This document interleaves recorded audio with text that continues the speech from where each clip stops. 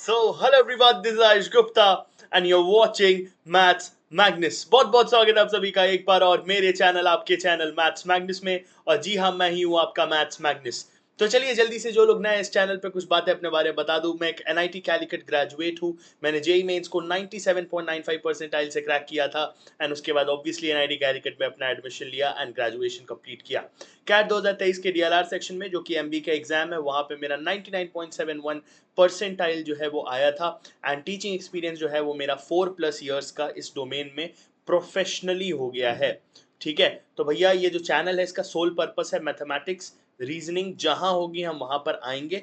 ठीक है, और ये हर एग्जाम चाहे वो जेई हो या कोई भी इंजीनियरिंग एग्जाम हो, एसएससी हो, एनडीए हो, कैट हो, आरबीआई हो, बैंकिंग हो, जहां जहां मैथ्स होगी वहां वहां मैं पहुंचूंगा और आपको मैथ्स पहुंचाने की पूरी कोशिश करूंगा। ठीक है, तो वैसे ही हम कॉमेट के को बहुत लंबे टाइम से कवर करते आ रहे हैं। लास्ट ईयर भी मैंने कवर किया था एंड आज भी हम जो है लगभग 1 साल बाद भी उस चीज़ को कवर कर रहे हैं एंड फाइनली उस पड़ाव पे आगे जहाँ पे फॉर्मूला मैराथन जो मैंने आपको वादा किया था वो मैं लेकर आ गया हूँ। एंड आज की वीडियो बहुत ज़्यादा स्पेशल है, सिर्फ इसीलिए नहीं क्योंकि एक मैराथन है, फॉर्मूला वाली चीज़ है। ये इसीलिए भी बहुत ज़्यादा इंपॉर्टेंट है क्योंकि मेरे इस यूट्यूब प्लेटफॉर्म का मैथ्स मैग्नस चैनल का वन ऑफ द मोस्ट, मैं क्या बोलूँ, बहुत मेहनत किया हुआ वीडियो है यार। And other than that it's also going to be one of the best videos जो मुझे लगता है, क्योंकि मैंने यहाँ पर आपको सारे के सारे फॉर्मूलेस, ठीक है, वो कवर करा के देने वाला हूँ बिटसेट और कॉमेट के एस्पिरेंट्स के लिए। ठीक है, तो भैया टेलीग्राम पे आ जाना। टेलीग्राम पे हम बहुत अच्छे से वहाँ पर बातें चल रही हैं। 400 जो है हमारा फैमिली पूरा हो गया, 500 जो है हमारा नेक्स्ट टारगेट है। तो जल्दी आ जाओ, फटाफट इसको फैमिली को हम बड़ी करते हैं। चलो यार, अब सबसे पहले एक चीज को समझते हैं। ये जो पूरी वीडियो है, ठीक है, ये जो पूरी वीडियो है, ये यहाँ पर ये कॉमेट के और बिटसेट के सारे एस्पिरेंट्स के लिए जो है ये पूरा फॉर्मूला मैराथन जो है मैंने कराया है। इसके अंदर मैं आपको अलग अलग चैप्टर्स, जैसे मान लीजिए अभी क्वाड्रेटिक से मैं आपका स्टार्ट करने वाला हूँ। यहाँ पर मैं आपको सारे रेलेवेंट फॉर्मूलाज, सारे इंपॉर्टेंट फॉर्मूलाज जो बिटसेट और कॉमेट के लिए इंपॉर्टेंट है वो मैं आपको करा दूंगा। तो ये वीडियो दोनों ग्रुप्स के बच्चों के लिए है, जो बिटसेट का एग्जाम देते हैं और जो कॉमेट के एग्जाम देते हैं। यहाँ पर मैं आपको सारे फॉर्मूले कराऊंगा, जहां पे जरूरत पड़ेगी मैं कुछ क्वेश्चंस भी कराऊंगा। बट क्योंकि मैंने ऑलरेडी इन सब से रिलेटेड वीडियोस या तो कॉमेट के की प्लेलिस्ट या बिटसेट की प्लेलिस्ट में ऑलरेडी डाला हुआ है। एंड मैं आपको एक चीज बता दूं, बिटसेट और कॉमेट के की मैथ्स में थोड़ा फर्क है, ऐसा नहीं बोलूंगा फर्क नहीं है, बट उनका जो पूरा कॉन्सेप्चुअल बेसिस है और जितना पार्ट है वो एज इट इज है। एंड ऐसा नहीं है कि दोनों में से किसी एक की मैथ ऐसी कोई जेई मेन से भी ऊपर लेवल की आती है, ऐसा कुछ नहीं है। बहुत बेसिक मैथ्स ही होती है, कुछ चैप्टर से अच्छे क्वेश्चंस बनते हैं बट ओवरऑल डुएबल पेपर बनता है। ये चीज मैं आपको पहले ही क्लियर आउट कर दूं। दूसरी बात, इस वीडियो के अंदर मैं जितना रिलेवेंट फॉर्मूले होंगे, वैसे तो मैंने सारे के सारे डाल दिए जितने हो सकते हैं, बट जो रिलेवेंट है जिनसे क्वेश्चन बन सकते हैं वो सारी चीजें मैं यहाँ पर आपको बताने जा रहा हूँ एंड एक्सप्लेन भी करूंगा। नेक्स्ट चीज जो मैं आपको बताना चाहता हूँ कि ये सिर्फ फॉर्मूला देख लेने से नहीं होगा। इसके बाद आपको जो भी रिलेवेंट, ठीक है, जो भी रिलेवेंट चैप्टर का वीडियो देखना है वो आप जाकर चेकआउट कर सकते हो। चैनल पर भी है, नहीं तो आप किसी और टीचर या क्रिएटर की वीडियो से पढ़ना चाहते हो तो आप वो भी कर सकते हो। मतलब ऑब्वियसली कर सकते हो, मैं रोकूंगा तो है नहीं। ठीक है, तो चलिए वीडियो को स्टार्ट करते हैं यार। पार्ट 1 जो है ये रहने वाला है, इसको 2 पार्ट्स में मैं कवर करूंगा, है ना। जो भी इंपॉर्टेंट चैप्टर्स होंगे वो सारे के सारे मैं करा दूंगा। जहाँ पे कोई फॉर्मुलेज नहीं होते, जो नहीं होते, वो फालतू के मैं बैठ के आपको कंडीशंस और वो नहीं पढ़ाने वाला हूँ। ठीक है, इसमें क्वेश्चंस कम रहेंगे, ऐसा नहीं है, मैं ये नहीं बोल रहा उसमें क्वेश्चंस कराऊंगा हर फॉर्मूले पे, ऐसा नहीं होने वाला है।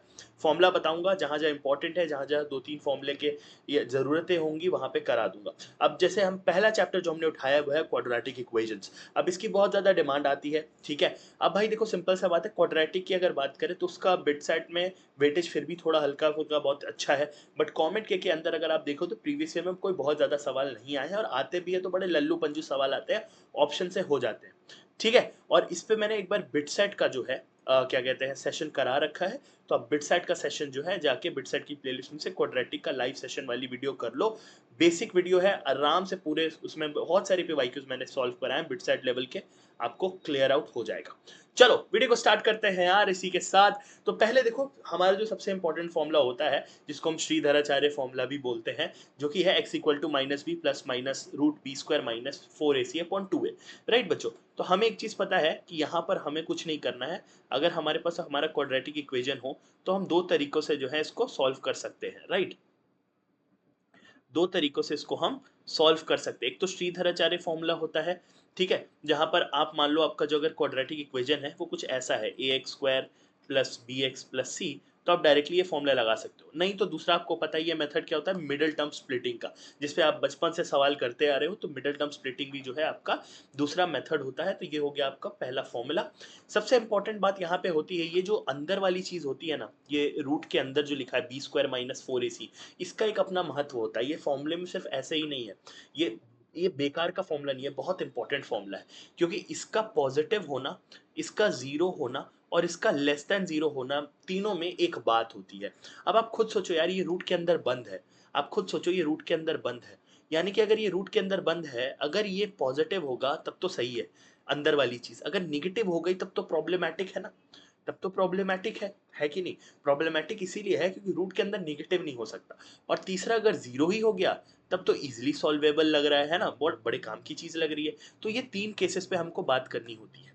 अब देखो यार, अगर मान लो ये जो हमारा जो डी है, डी मतलब डिस्क्रिमिनेंट बोलते हैं इसको, ठीक है, डिस्क्रिमिनेंट, ठीक है, तो आप यहाँ पे इसको डिस्क्रिमिनेंट बोलो या जो भी बोलो यार, कोई दिक्कत नहीं है, डिटर्मिनेंट मत बोलना, ठीक है। अब ये जो डी हमारा होता है ना, इसके साइन पे बहुत कुछ वेरी करता है।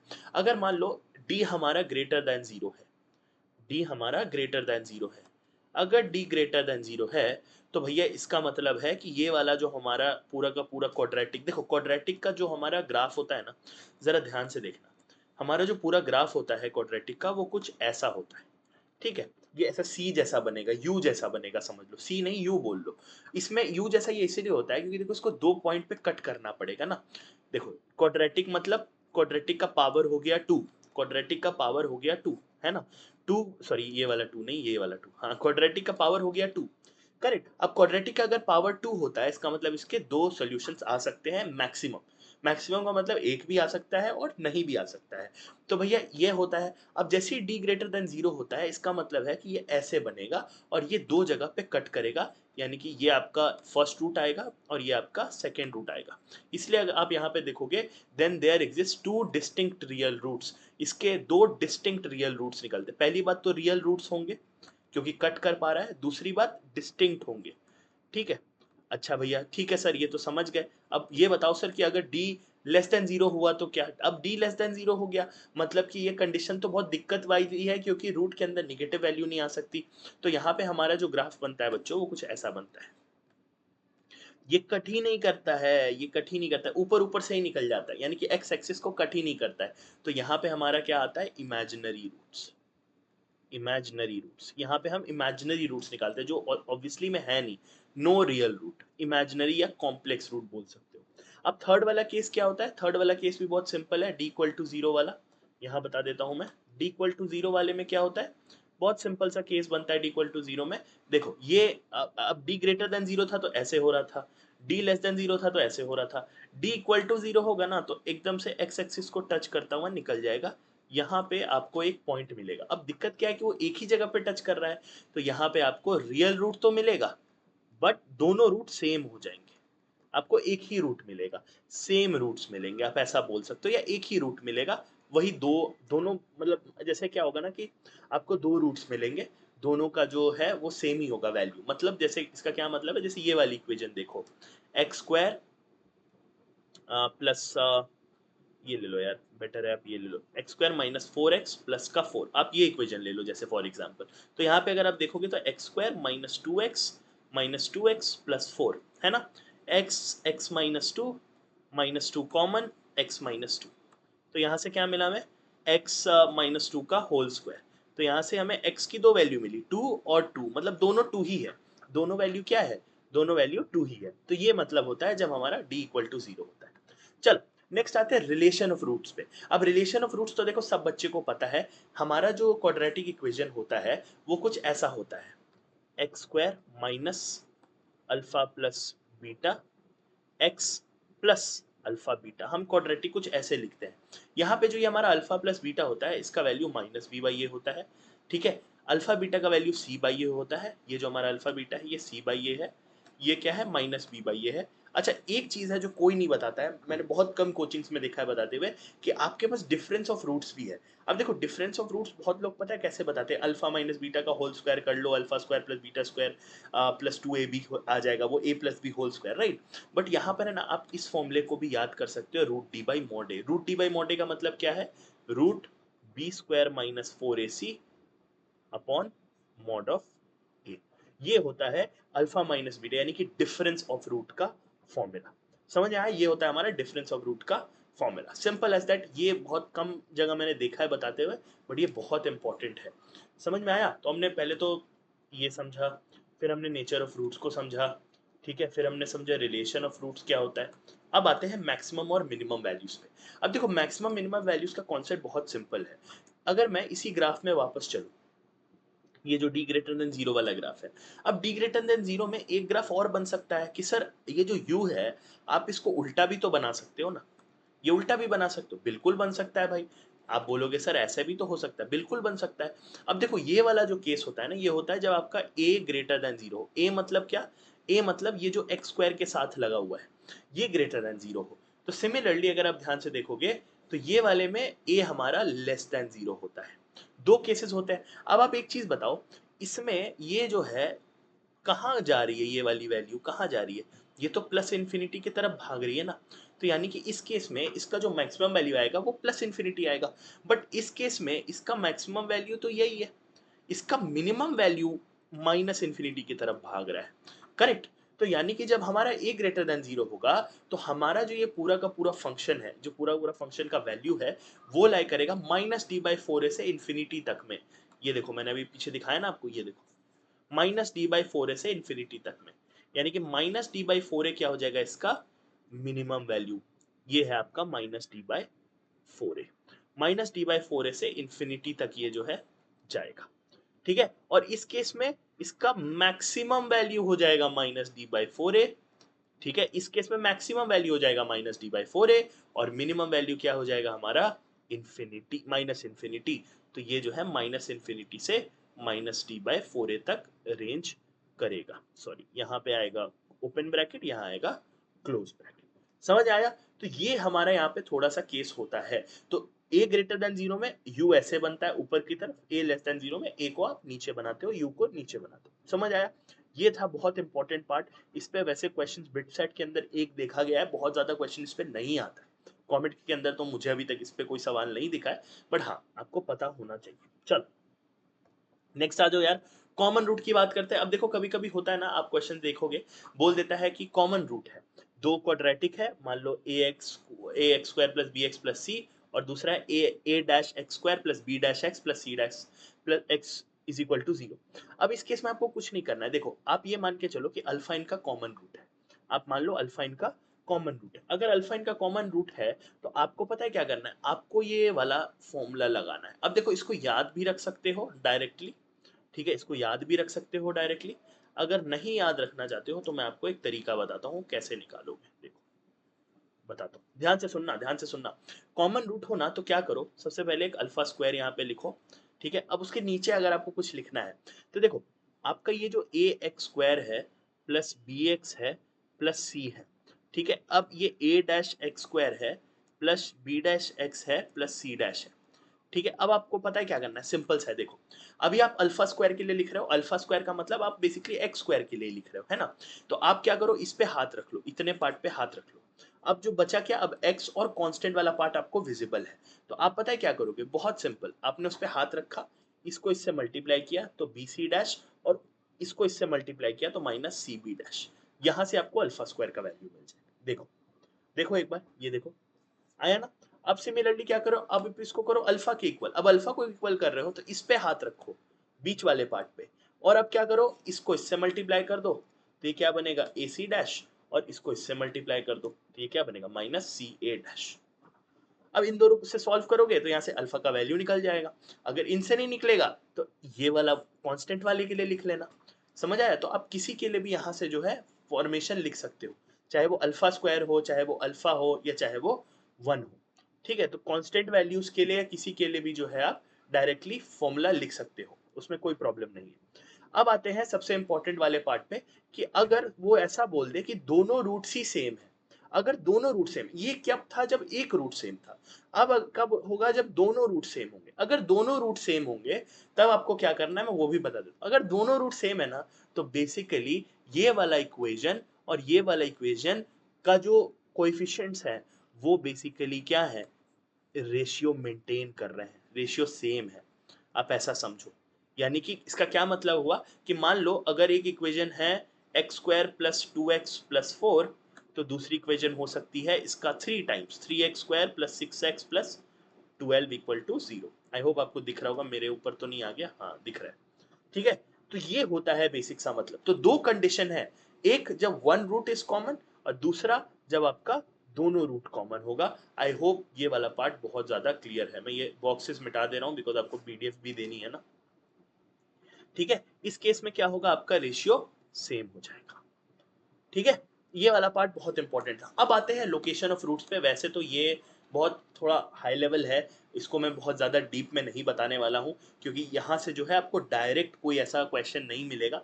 एंड सेकेंडली जो है कि यहाँ पर आपको क्या कहते हैं बिट सेट और इसमें सवाल ना के बराबर है, मतलब नहीं है ऐसा बोलूँगा मैं, है ना, क्योंकि मुझे पता है अगर मैं ऐसे बोल दूंगा ना कि नहीं है, कि नहीं है ऐसे बोल दूंगा तो भाई कोई ना कोई कमेंट में आके बोलेगा भाई एक सवाल आया था 2013 में, क्या है तू, कौन सा टीचर है तू, है ना। इसलिए मैं ऐसे उससे नहीं बोलता, बट नहीं ही है बोलता हूँ because location of roots is थोड़ा सा हायर लेवल का चीज़ है। एंड ये जनरली आपको एडवांस वगैरह में दिखेगा, लेकिन मैं बता देता हूँ इसको, आप देखोगे कैसे। देखो सुनो, लोकेशन ऑफ रूट्स के लिए आपको बेसिकली क्या करना है। लोकेशन ऑफ रूट्स के लिए मैंने आपको एक आइडिया दिया था कि ए ग्रेटर देन जीरो पे अम्ब्रेला ऊपर की तरफ बनेगा, और क्या कहते हैं अगर वो ग्रेटर देन जीरो है तो उसको दो जगह कट करेगा। मैंने आपको बताया था ना, याद होगा आपको, देखो अभी जस्ट थोड़ी देर पहले बताया। अगर ए ग्रेटर देन जीरो तो ऐसे बनेगा, ए लेस देन जीरो है तो ऐसे बनेगा, ये मैंने बताया। अच्छा, डी ग्रेटर देन जीरो है तो दो जगह काटेगा, बट अगर डी इक्वल टू जीरो है तो कुछ ऐसे काटेगा, डी इक्वल टू जीरो है तो कुछ ऐसे काटेगा। ये वाली चीज मैंने आपको बताई। अब देखो यार, यहाँ पर है ना कंडीशंस होते हैं लोकेशन ऑफ रूट्स के। अगर मान लो वो आपसे बोल दे कि ये जो आपका रूट है वो एक नंबर से बड़ा है, ठीक है, ग्रेटर देन अ नंबर है, मतलब ये बोल दे कि इस इक्वेशन का जो रूट आ रहा है, ठीक है, वो 5 से बड़ा है, तो आप उस कंडीशन में कैसे चेक करोगे कि भाई वो सही में बड़ा है, और बड़ा है तो वहां से आपको क्या कहते हैं कुछ कंडीशंस बना के कुछ सॉल्व करना पड़ता है, ऑब्वियसली क्वेश्चंस आते हैं। अब ये क्वेश्चन मोस्टली आपको जेई के अंदर दिखते हैं। अब इस केस में आप क्या करोगे, सिंपल सा चीज है, देखो आपको एक चीज तो पता है कि ये जो अगर दो रूट्स हैं तो हम D greater than equal to zero करेंगे, पहला कंडीशन। ठीक है, सिमिलरली दूसरा कंडीशन, आप ये जो भी नंबर कह रहा है, मान लो 4 बोल रहा है, तो आप फंक्शन के अंदर 4 रख के उसका जो ए के साथ डॉट है, मतलब जो मल्टीप्लीकेशन है, उसको आप कर दोगे ग्रेटर देन जीरो, इसको आप कर दोगे ग्रेटर देन जीरो। ये कुछ कंडीशंस है, वैसे इसको बहुत डेप्थ में प्रूफ करके भी बताया जा सकता है, बट मैं यहाँ पे क्या करूंगा, आपको सिर्फ कंडीशंस हाईलाइट कर दूंगा। अब आपका मन है तो आप याद करो, नहीं है तो आप छोड़ दो, क्योंकि ये फॉर्मूला मैराथन है। यहाँ पे मैं चाहता हूँ मैक्स टू मैक्स फॉर्मूला जो है मैं दो पार्ट्स के अंदर कवर कर दूँ। ठीक है, तीसरा क्या है कि देखो इसका माइनस बी बाई टू है डी से बड़ा होना चाहिए। क्यों minus b by D two से बड़ा होना चाहिए, बिकॉज देखो इसका जो माइनस बी बाई टू है वो कौन सा वैल्यू है, वो ये वाला वैल्यू है या ये वाला वैल्यू है। अब अगर ये मान लो डी यहाँ कहीं पे आता है, डी यहाँ कहीं पे आता है, तो ये माइनस बी बाई टू ए जो होने चाहिए वो डी से बड़े होने चाहिए। तो ऐसे करके यहाँ से कंडीशन बनती है। तो ये कंडीशन है कि जब दोनों रूट्स किसी नंबर डी से बड़े हैं तो आपको ये वाला यूज करना है। ठीक है, तो आपको ये वाला यूज करना है। ठीक है, सिमिलरली एक कंडीशन आ सकता है कि वो दो डी के दो साइड पे है, देखो डी बीच में है और एक रूट यहाँ है एक रूट यहाँ है, तो उस केस में आप क्या करोगे, आप बस ए डॉट एफ ऑफ डी को लेस देन जीरो करके वहां से बता सकते हो। ठीक है, सिमिलरली और होते हैं लोकेशन ऑफ रूट। एक होता है कि एग्जैक्टली वन रूट जो है वो आपका इंटरवल में लाई करता है डी से ई के, कह देगा कि 3 से 5 के बीच में आपका एक रूट लाई करता है, तो उस केस में क्या करना है, फंक्शन के अंदर डी डालो ई डालो, दोनों का प्रोडक्ट को लेस देन जीरो कर दो। चौथा वाला फंक्शन, चौथा वाला क्या है, चौथा वाला ये बोलता है कि कन्फाइंड है डी और बी ई के बीच में दोनों रूट्स, तब आपको उस केस में इतना सारा जो है कंडीशन को सॉल्व करना पड़ेगा। अब ये है ना, मैं आपको बहुत अच्छे से करा सकता हूँ, बट अगर ये जेई मेंस की क्लास होती तो मैं करा देता, लेकिन बिटसेट और कॉमेट के लिए मैं इतना इसमें डीप में नहीं जाना चाहता हूँ। समझ आया। तो यहां से हमें मेन जो चीजें थी ना, वो हमारा मिनिमम मैक्सिमम का और उसके बाद हमें अगर सेम रूट है, कॉमन रूट है, तो हम कैसे लेंगे, ये सारी चीज़ों का हमारा मेन जो है वो इम्पोर्टेंस था। ठीक है, कॉमन कैसे लेंगे, कॉमन रूट हुआ तो कौन सा कंडीशन होगा, कॉमन रूट्स पे जो है बिट सेट के अंदर सवाल बहुत सारे आते हैं, बहुत सारे आते हैं, तो इसके लिए आपको ये बहुत इंपॉर्टेंट होगा। चलिए नेक्स्ट चलते हैं यार सीक्वेंस एंड सीरीज पे। बहुत इंपॉर्टेंट, बच्चों की हद से ज्यादा डिमांड आ रही थी कि सर सीक्वेंस सीरीज का वन शॉट डाल दो, वन शॉट डाल दो। यार सॉरी, वन शॉट तो मैं नहीं डाल पाया, लेकिन आपको फॉर्मूले में सारे बताऊंगा और एक दो अच्छे क्वेश्चंस भी रखा है मैंने इसमें, जो मैं आपको करा के सारा का सारा फॉर्मूला जो है उसमें यूज करवा दूंगा। देखो, अगर हम general term of an AP की बात करते हैं यार, तो उसका जो हम टर्म निकालते हैं ना, वो निकालते हैं T N is equal to A plus N minus one D से। ठीक है, ये हमारा होता है जनरल टर्म। अब इस जनरल टर्म में आपको पता है डी जो होता है हमारा कॉमन डिफरेंस होता है, ए हमारा फर्स्ट टर्म होता है, ये सब तो बच्चों वाली बातें हैं, है ना। ये होता है हमारा। दूसरा, अगर आपको ये टी एन निकालना हो तो आप एक और तरीके से निकाल सकते हो। कैसे निकाल सकते हो, मान लो कि आपका जो है ये सम जो एन टर्म्स का, देखो ये जो टी एन होगा, मान लो A plus B plus C plus D plus E plus F plus G, है ना, ये है। मान लो ये सारे टर्म्स का सम है। अब आपसे कोई बोले कि भैया जी निकालो, मान लो हमारा जो टीएन है वो जी है, तो आप जी कैसे निकाल सकते हो, बहुत सिंपली निकाल सकते हो।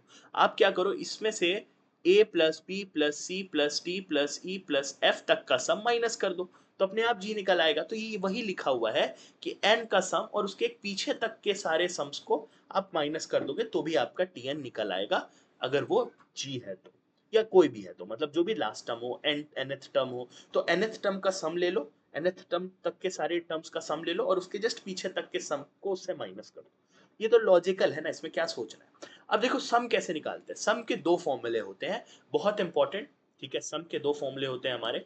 दो फॉर्मूले में ये वाला फॉर्मूला मोस्ट यूज्ड है, बट ये वाले फॉर्मूले पे कभी कभी क्वेश्चन आता है, और क्योंकि बच्चे को सिर्फ फर्स्ट वाला पता है, तो वो क्या करता है कि भाई उसको मतलब उसी से सॉल्व करने लगता है। आ तो उससे भी जाएगा, लेकिन अगर आपको लास्ट टर्म और फर्स्ट टर्म दे देना, तो आप सेकंड वाला फॉर्मूला लगाना। देखो, इस वाले में आपको ऑलरेडी पता है डी हमारा कॉमन डिफरेंस है, ठीक है, ए हमारा फर्स्ट टर्म है, ठीक है, हमारा जो एल है वो हमारा लास्ट टर्म होता है।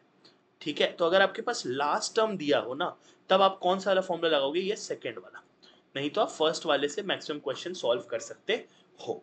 ठीक है, एन हमारा क्या होता है, एन होता है हमारा number of terms, number of terms, समझ आया, number of terms, simple as that. ये होता है हमारा पूरा फॉर्मूला। अब यार इसके बाद अगर हम बात करेंगे टर्म्स इन एन एपी की, ठीक है, अब देखो टर्म्स इन एन एपी, अब आप लोग बोलोगे कि सर टर्म्स तो हम ऐसे बना सकते हैं ना कि अगर फर्स्ट टर्म ए है तो दूसरा ए प्लस डी, तीसरा ए प्लस टू डी, चौथा ए प्लस थ्री डी, है ना, एक एक डी ऐड करते जाओगे, A plus four D and so on. But इससे एक थोड़ा सा इजियर मेथड होता है। इजियर मेथड कौन सा होता है मैं आपको बताता हूँ। देखो, कभी कभी क्वेश्चन में ऐसा दिया होता है that the sum of the first term and the last term, या फर्स्ट टर्म एंड द ये क्या कहते हैं थर्ड टर्म, या ऐसे दे रहता है कि product of these two terms is equal to these two. अब उस केस में आपको एक चीज देखना है कि अगर आपके पास ऐसा कुछ क्वेश्चन आता है जहां पे वो three terms, five terms, seven terms पूछ रहा हो ना, तो वहां पे बेनिफिशियल होता है कि आप अपने टर्म्स को ऐसे बनाओ। जैसे मान लो अगर आपसे कोई बोले थ्री टर्म्स, तो थ्री टर्म्स को आप पता है कैसे बनाना, ए माइनस डी, ठीक है, ए प्लस डी, ओ सॉरी, ए माइनस डी, ए और ए प्लस डी, ये बनाना आप इसको। तो अगर यहाँ पे वो आपसे बोलेगा ना कि sum of the three terms is equal to फलाना, तो अब देखो डी और डी कैंसिल हो जाएगा जब आप सम लेने जाओगे तो, है ना, यहाँ पे ये फायदा होता है। अगर आप ये वाला यूज करते ना, ये वाला, तो आप इसका सम लेके देखो, ये three A plus three D बन रहा है। तो कभी कभी क्या होता है, ये क्या बोलता है कि the sum of three terms is equal to 20। अब आप क्या करोगे ना, अगर आप इन तीनों को ऐड करोगे तो डी अपने आप एलिमिनेट हो जाएगा, अगर आप ये यूज करते हो, है ना। तो ये बनेगा three A is equal to 20, वहां से ए की वैल्यू डायरेक्टली 20/3 आ गई। बट अगर आप ये यूज करते तो आपका इक्वेशन बनता three A plus three D is equal to 20। क्या करते, क्या करते उससे। और दूसरी बात, हो सकता है उस क्वेश्चन में आपको एक और इक्वेशन दे ही ना और सीधा पूछ ले ए बता दो या डी बता दो, तो आप डायरेक्टली इसका हेल्प से कर सकते हो। सिमिलरली फाइव टर्म्स के लिए कैसे बना लोगे, देखो फाइव टर्म्स के लिए भी आप बना सकते हो। ए को बीच में रखे हो, देखो ए को बीच में रखो और उसके आगे पीछे ऐड करते जाओ। ए इधर ऐड कर दो ए प्लस डी, इधर ऐड कर दो ए माइनस डी, इधर ऐड कर दो ए प्लस टू डी, इधर एक ऐड कर दो A minus two D. Similarly seven terms के लिए इसमें 2 और आ जाएगा, a प्लस 3d और a माइनस 3d। फिर 9 टर्म्स के लिए a plus 4d a minus 4d। ऐसे करके जो है आप टर्म्स बना सकते हो रिपीटेटिवली, और ये टर्म्स आपको तब काम आएंगे जब आपको सम वगैरह या ऐसा कुछ चीजें दी होंगी। चलो नेक्स्ट वाले फॉर्मूले को देखो यार, एरिथमेटिक मीन की बात करते हैं। तो देखो एरिथमेटिक मीन जो हमारा होता है वो, अगर हम दो नंबर्स की बात करें, मतलब 3 नंबर्स की बात करें, a b और c का, ठीक है। अब अगर यहाँ पर हमसे कोई पूछ ले कि भाई ये बोल दे कि b जो है इसका ये अरिथमेटिक मीन है, ठीक है, तो हम बेसिकली क्या कर सकते हैं, अगर 20 का अरिथमेटिक मीन है तो a प्लस सी बाय 2, यानी कि जो अगर a और c का अरिथमेटिक टर्म b है ना, अरिथमेटिक मीन b है, तो आप इसको b is equal to a plus C by 2 लिख सकते हो। This is basically equal to, जैसे हम मीन निकालते हैं, किसी भी नंबर्स का मीन निकालते हैं, अगर a b c का आपसे मीन पूछेगा तो आप a plus b plus C by 3 बोल सकते हो, राइट। तो ये बेसिकली मीन होता है, नॉर्मल सा मीन है, इसमें कोई खास बात नहीं है, बस ये बोल देगा आपको कि b जो है ना ये इसका मीन है, a और c का मीन है। तो आप बताओ क्या रिलेशन है, तो आप बोलोगे b is equal to a plus C by 2। 3 terms देगा तो a plus B plus C by 3, 4 देगा तो a plus B plus C plus D by 3। तो हम इस तरीके से मीन हम क्या करते हैं, मीन इज बेसिकली वही वाला जो हम नॉर्मल करते हैं, number of observation, sorry sum of observation, ठीक है, अपॉन नंबर ऑफ ऑब्जर्वेशन, ठीक है, sum of observation upon number of observation, ठीक है भैया। तो ये हमारा होता है बेसिक बेसिक सा, उसमें कोई खासा चीज होती नहीं है। चलो नेक्स्ट चलते हैं यार जनरल टर्म पे, ये हमारा हुआ फॉर्मूला नंबर 5, ठीक है। अब जनरल टर्म ऑफ जीपी की बात करते हैं, ज्योमेट्रिक प्रोग्रेशन की। तो हम ज्योमेट्रिक प्रोग्रेशन में हम कैसे लिखते हैं टीएन को, a इंटू आर की पावर n माइनस 1। अब यहाँ पे r जो होता है वो हमारा क्या होता है, कॉमन रेशियो होता है, ठीक है, जिस रेशियो से एक जो टर्म है वो भाग रही है, ठीक है। n हमारा नंबर ऑफ टर्म्स, a हमारा फर्स्ट टर्म हो गया। सम के लिए कौन सा फॉर्मूला लगाना है भाई, सम के लिए ये वाला फॉर्मूला लगाना है, सम के लिए ये a इंटू आर की power n minus 1 upon R minus 1। अब इसमें एक ही कैच ये है कि r का वैल्यू 1 नहीं हो सकता, क्योंकि अगर r का वैल्यू 1 हो गया तो ये नीचे वाला पार्ट जो है इनवैलिड हो जाएगा, अनडिफाइंड हो जाएगा ये, और नॉन डिफाइंड जो भी बोल लो, अनडिफाइंड, हाँ डिफाइंड। अब यहाँ पे प्रॉब्लम ये है कि अगर आर का वैल्यू 1 हो गया तो बेसिकली कॉमन रेशियो 1 हो गया, और अगर कॉमन रेशियो 1 हो गया यानी कि पूरी की पूरी सीरीज सेम है, यानी कि 2 2 2 2 2 2 2 2 3 3 3 3 ऐसी वाली सीरीज आ जाएगी ना। अगर कॉमन रेशियो 1 है मतलब सारे टर्म्स सेम है, तो यहाँ पर ऐसे भी आप सम तो डायरेक्टली फिर निकाल सकते हो, देख लो कितने नंबर ऑफ टर्म्स दिए हुए हैं उसको 2 से मल्टीप्लाई कर दो, बट ऐसा कोई क्वेश्चन आपसे पूछा ही नहीं जाएगा ना, ये कोई क्लास 4 का सवाल नहीं है ना, समझे। नेक्स्ट चीज आता है सम ऑफ इनफाइनाइट जीपी। हाँ ये बहुत इंपॉर्टेंट पार्ट है, दोनों के उससे, अगर मैं बिट सेट की भी बात करूं और कॉमेट की भी बात करूं, ये हमारा हो गया फॉर्मूला नंबर 7, सेवेंथ फॉर्मूला है ये हमारा। अब देखो यहाँ पे क्या होता है ना, यहाँ पे एक चीज बहुत इंपॉर्टेंट है, अगर हमें इनफाइनाइट जीपी का सम निकालना है तो उसका फॉर्मूला होता है a अपॉन 1 माइनस आर होता है, जहां पे हमारा r का जो मॉड होता है ना वो लेस देन 1 होना चाहिए। r का मॉड लेस देन 1 होने का क्या मतलब है कि भैया r का जो वैल्यू है वो 1 से छोटा और माइनस 1 से बड़ा, यानी कि ये 1 और माइनस 1 के इक्वल भी नहीं हो सकता है, ये हो सकता है या तो 0.99 या माइनस 0.99, 0.5 या माइनस 0.5, है ना, ऐसा कुछ वैल्यू हो सकता है, समझ में आया। तो ये वाली चीज यहाँ पे बहुत ज्यादा इंपॉर्टेंट होती है, आर का जो यहाँ पर वैल्यू होता है ना वो हमेशा लेस देन 1 होगा। दूसरी चीज, अगर आर का मॉड ग्रेटर देन 1 हो जाता है ना तो सम जो है वो इन्फिनिटी को डाइवर्ज कर जाता है या माइनस इन्फिनिटी को डाइवर्ज कर जाता है, depending upon the sign of A and R. Obvious ही बात है, ए और आर पे ही पूरा फॉर्मूला डिपेंडेंट है, तो यहाँ पर वो वाली चीज आएगी। तो ये वाला फॉर्मूले पे बहुत सारे क्वेश्चंस देखने को आपको मिलेंगे, एंड मेरा प्रिडिक्शन है कि इस साल आपको कॉमेट के एंड बिटसेट में भी इस पे सवाल देखने में मिलेंगे, इसलिए आज एक सवाल मैं आपको करा देता हूँ। देखो कह रहा है if S is the sum to infinity of a decreasing geometric progression with common ratio x such that mod of x is less than 1, ठीक है। ऑब्वियसली ये वाला कंडीशन देना तो कंपलसरी था ना उसको भी, ठीक है। The ratio of the fourth and the second term is फलाना। अब देखो यार अगर वो मुझसे ऐसा कुछ बोल रहा है तो मेरा देखो पहली बात तो ए r square a are cube ऐसा कुछ आएगा, है ना, एंड सो ऑन चलता जाएगा। ये बोल रहा है फोर्थ टर्म और सेकंड टर्म का रेशियो 16 है, ए आर क्यूब और क्या दिया हुआ है सेकेंड टर्म यानी कि ए आर, इसका रेशियो जो है, इसका रेशियो कितना है 1/16। यहाँ से अगर मैं इसको थोड़ा ए से ए को काटूंगा, आर से आर को काटूंगा, तो यहाँ से मेरा आर स्क्वायर का वैल्यू क्या आ रहा है 1/16 आ रहा है। अब देखो यहाँ से आपकी आर की जो वैल्यू आएगी ना वो आएगी ±1/4, और वहां पे मॉड मॉड ऑफ जो x है, यानी कि मॉड ऑफ x का क्या मतलब है, कॉमन रेशियो, हमने आर लिया है, वहां पे ऊपर लिखा भी है कि mod of x less than 1 होना चाहिए। अब मॉड ऑफ x तो दोनों केस में लेस देन 1 है, चाहे प्लस का 1/4 लो या माइनस का 1/4 लो, कोई प्रॉब्लम नहीं है। चलो ठीक है, अब बोल रहा है the ratio of the third term to the square of the second term. अच्छा, थर्ड टर्म है हमारा ए आर स्क्वायर। अब देखना थर्ड टर्म ये था 1, ये था 2, ये था 3, ये था 4। ऐसे मत सोचना third term A R cube होगा, देख के करना, ये वाली गलतियां बहुत लोग करते हैं कि थर्ड टर्म को ए आर क्यूब ले लिया। ठीक है, third term upon the square of the second term. Square of the second term मतलब इसका स्क्वायर लेना है, A square R square, and that is given to be 1/9। अब थोड़ा सा कैंसिल करोगे, आर स्क्वायर पूरा कटेगा, ए से ए कटेगा, यहाँ से ए की वैल्यू जो आ गई वो आ गई 1/9। ए मिल गया, आर मिल गया, सम पूछा है, चलो ठीक है।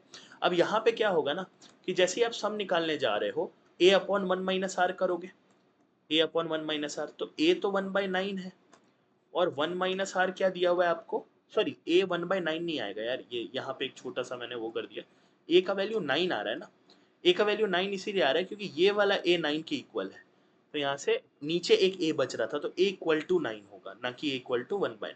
ठीक है, अब आप अगर यहाँ पे देखोगे, थोड़ा सा इसको मिटाते हैं, कहा गया भैया, मिटो मिटो मिटो, ओके। हाँ, ए का वैल्यू यहाँ से हमारा क्या आ रहा था, 9 आ रहा था, अपॉन 1 माइनस आर। आर यहाँ पे दो वैल्यू आ रही है, प्लस का 1/4, तो यहाँ पे एक बार 1/4 रखो, और दूसरा एक साथ में करो 9 माइनस 1 माइनस 1/4, तो ये बनेगा प्लस का 1/4। अब देखो अगर आप इसको सॉल्व करते हो तो यहाँ से कितना आ रहा है, 4 माइनस 1 3, 36/3 12 आ रहा है, और यहाँ से कितना आ रहा है, 4 प्लस 1 5, 36/5, 36/5 कितना होगा, 7.2। तो यहाँ से दो वैल्यूज आ रही है, 12 और 7.2। ठीक है, 12 और 7.2। ठीक है, अब जरा हम एक बार देखते हैं कि ऑप्शन में क्या क्या है। अब आप देखोगे कि ऑप्शन में 12 भी है और ऑप्शन में 7.2 भी है। अब यहाँ प्रॉब्लम आ जाती है, प्रॉब्लम आ गई तो सर हम ये इसमें क्या कर सकते हैं, सिंपल सा लॉजिक लगाओ ना। देखो क्वेश्चन को एक बार और रीड करोगे तो एक वर्ड मिलेगा, देखो आपको मिल रहा है क्या, वो वर्ड है डिक्रीजिंग, और मैक्सिमम बच्चे डिक्रीजिंग देखते ही उनको लगेगा अच्छा सर, मैं एक बार ये भी बता दूं कि ये हमारा प्लस का 1/4 लेके सॉल्व हो रखा है, और ये हमारा माइनस का 1/4 होके सॉल्व हो रखा है। तो बहुत से लोग बोलेंगे कि सर माइनस का 1/4 जो है वो डिक्रीजिंग करेगा, बट आप खुद सोचो, आप में से मैक्सिमम लोग -1/4 के हिसाब से 7.2 मार्क करके आओगे, और वो गलत होगा, क्योंकि बेटा जो माइनस वाला है ना, वो एक्चुअली में डिक्रीजिंग नहीं कर रहा है उसको। देखो मान लेते हैं हमारा जो ए जो दे रखा है वो कितना दे रखा है, ए हमारा यहाँ पे 9 दे रखा है। ठीक है, अब 9 में अगर आप 1/4 मल्टीप्लाई करोगे तो अगला टर्म 9/4 आएगा, फिर अगला टर्म 9/16 आएगा, फिर अगला टर्म 9/64 आएगा, फिर अगला टर्म 9/256 आएगा, और ऐसे चलता जाएगा। दिस इज व्हेन आर का वैल्यू 1/4 है। अब अगर आप इसको जरा ध्यान से देखोगे तो ये एक्चुअली में डिक्रीजिंग ही तो है। डिक्रीजिंग का मतलब निगेटिव होना नहीं होता, डिक्रीजिंग का मतलब छोटा होना होता है। अब यहाँ पर r इक्वल टू -1/4 लोगे तो आपका देखो वैल्यू कैसा आएगा, 9, फिर अगला -9/4, फिर अगला +9/16, फिर अगला -9/64, फिर अगला +9/256। यानी कि इस केस में क्या हो रहा है यार, इस केस में ये हो रहा है, यहां से वैल्यू घटी, फिर यहाँ वैल्यू बढ़ी, फिर यहाँ वैल्यू घटी, यहाँ वैल्यू बढ़ी। ये तो ऑक्सीलेटरी फंक्शन बोल लो, या इसको बोल लो कि भाई ये वाला फंक्शन जो है plus minus plus minus plus minus कर रहा है, तो ये नाइदर इंक्रीजिंग नॉट डिक्रीजिंग है, नाइदर इंक्रीजिंग नॉट डिक्रीजिंग। तो हमें एक्चुअली में कौन सा वाला लेना है, ये वाला लेना है, यानी कि हमारा आंसर क्या होगा, 12 होगा। I really think question easy है, एंड जो बच्चे पढ़ाई अच्छे से करते हैं उनको लग रहा होगा कि सर इतना डिटेल में बताने की जरूरत नहीं थी, but I know there are many students जिनको इस क्वेश्चन से काफी क्लैरिटी मिलेगी, स्पेशली ये वाले पार्ट से, स्पेशली ये वाले पार्ट से। ठीक है, चलो अब यार सिंपली, अब मैंने आपको एक चीज और सिखाई थी यहाँ पे, आपको याद होगा तो मैंने आपको टर्म्स बनाना सिखाया था, कहाँ गया टर्म्स बनाना, यहाँ पे है ना। अब सिमिलरली आप टर्म्स पता है कहाँ भी बना सकते हो, आप यहाँ भी बना सकते हो और जीपी में भी। जीपी में कैसे टर्म्स बना सकते हो, देखो आप हमेशा generally A r square, a are cube, A R power 4 ऐसे करके लोगे, है ना। बट अगर आपको 3 नंबर्स इन जीपी बोले ना, तो आप A R a A a are ले लेना। फिर अगर बोलेगा a by r square, a r square ले लेना। इससे क्या होगा ना, अगर वो आपको बोलेगा the product of the first three terms is equal to something, तो इस केस में क्या होगा, जब आप इनका प्रोडक्ट लेने जाओगे ना, तो देखो ये आर और ये आर कैंसिल हो जाएगा, समझ आया। एंड सिमिलरली ये आर स्क्वायर कैंसिल हो जाएगा। ओ मैंने यहाँ पे एक चीज मिस कर दी, ये 5 टर्म्स के लिए अपन लिख देते हैं ना इसको, a by r square, a by r, a a r square. तो अगर आप यहाँ पे अगर प्रोडक्ट लेने जाओगे, ये आर इस आर को काटेगा, ये आर स्क्वायर इस आर स्क्वायर को काटेगा। तो यहाँ पे काफी हेल्पफुल होता है, एंड वो चाहते हैं कि आप यही यूज करो रादर देन क्या कहते हैं नॉर्मल वाला, नहीं तो आंसर नहीं आता है, कई केसेस में आंसर नहीं आता है। तो 3, 5, 4, 6, 4 के लिए भी, इवन के लिए भी आप लिख सकते हो, वहां पे भी आप इस तरीके से नंबर्स बना सकते हो। चलो अब बात करते हैं नेक्स्ट वाला यार, फॉर्मूला नंबर 9 ज्योमेट्रिक मीन से रिलेटेड। अब देखो ज्योमेट्रिक मीन से रिलेटेड एक बहुत इंपॉर्टेंट है कि मान लो अगर बी जो है वो ज्योमेट्रिक मीन है ए एंड सी का, तो आप इसको लिख सकते हो कि बी स्क्वायर का वैल्यू जो है वो ए सी के इक्वल है, या आप ऐसा भी बोल सकते हो बी जो है वो रूट ए सी के इक्वल है। जैसे वहां पे हमारा ए प्लस सी बाई 2 आ रहा था ना अरिथमेटिक मीन में, ऐसे ही आप ज्योमेट्रिक मीन में b is equal to root a c का जो है वो लिख सकते हो। नेक्स्ट आते हैं यार हार्मोनिक मीन। हार्मोनिक मीन की अगर हम बात करते हैं बच्चों, तो जरा ध्यान से देखना, यहाँ पे जो हमारा b का वैल्यू आता है ना, देखो हार्मोनिक मीन, पहले बात तो हार्मोनिक प्रोग्रेशन क्या होता है। एक हार्मोनिक प्रोग्रेशन वो होता है जो अगर आप एपी के टर्म्स को उल्टा कर दोगे ना, तो वो शो करने लगेगा हार्मोनिक प्रोग्रेशन। ये तभी होता है, देखो उल्टा सही नहीं है, मतलब आप एपी का उल्टा करोगे तो हमेशा हार्मोनिक प्रोग्रेशन नहीं होगा, बट हार्मोनिक प्रोग्रेशन का उल्टा करोगे तो वो हमेशा अरिथमेटिक प्रोग्रेशन होगा। ये होता है, समझे। मतलब आप अगर आप अरिथमेटिक प्रोग्रेशन को उल्टा करोगे तो वो हार्मोनिक प्रोग्रेशन हमेशा आए ऐसा कुछ जरूरी नहीं है, बट अगर एक हार्मोनिक प्रोग्रेशन को आप उल्टा करोगे तो वो हमेशा अरिथमेटिक प्रोग्रेशन जो है वो आएगा। ठीक है, ये इंपॉर्टेंट वाला बात था। अब अगर हार्मोनिक प्रोग्रेशन है and A B and C harmonic progression में है, तो ये दोनों चीजें बहुत ज्यादा इंपॉर्टेंट है। हार्मोनिक प्रोग्रेशन पे बहुत बेसिक लेवल के सवाल बनेंगे, ज्यादा डिफिकल्ट सवाल नहीं बनेंगे, इसलिए आपको टेंशन लेने की जरूरत नहीं है। ये वाला फॉर्मूला आपको पता होना चाहिए, इससे आपको काफी ज्यादा आइडिया जो है वो लग जाएगा। क्लियर है, आई होप यहाँ तक सारे फॉर्मूले आपको क्लियर होंगे। हम लगभग 40 मिनट्स की क्लास कंप्लीट कर चुके हैं, ठीक है। ओके, इसके बाद जो सबसे इंपॉर्टेंट बात आती है वो आती है relation between A M G M and H M of two numbers. अगर आपको कोई भी दो नंबर दे दे, ठीक है, मान लो आपको ए और सी बोल दे, ए और बी बोल दे, कुछ भी बोल दे, तो उस केस में पहली बात तो एक ये रिलेशन फॉलो होता है कि जी स्क्वायर जो है वो ए इंटू एच के इक्वल होता है।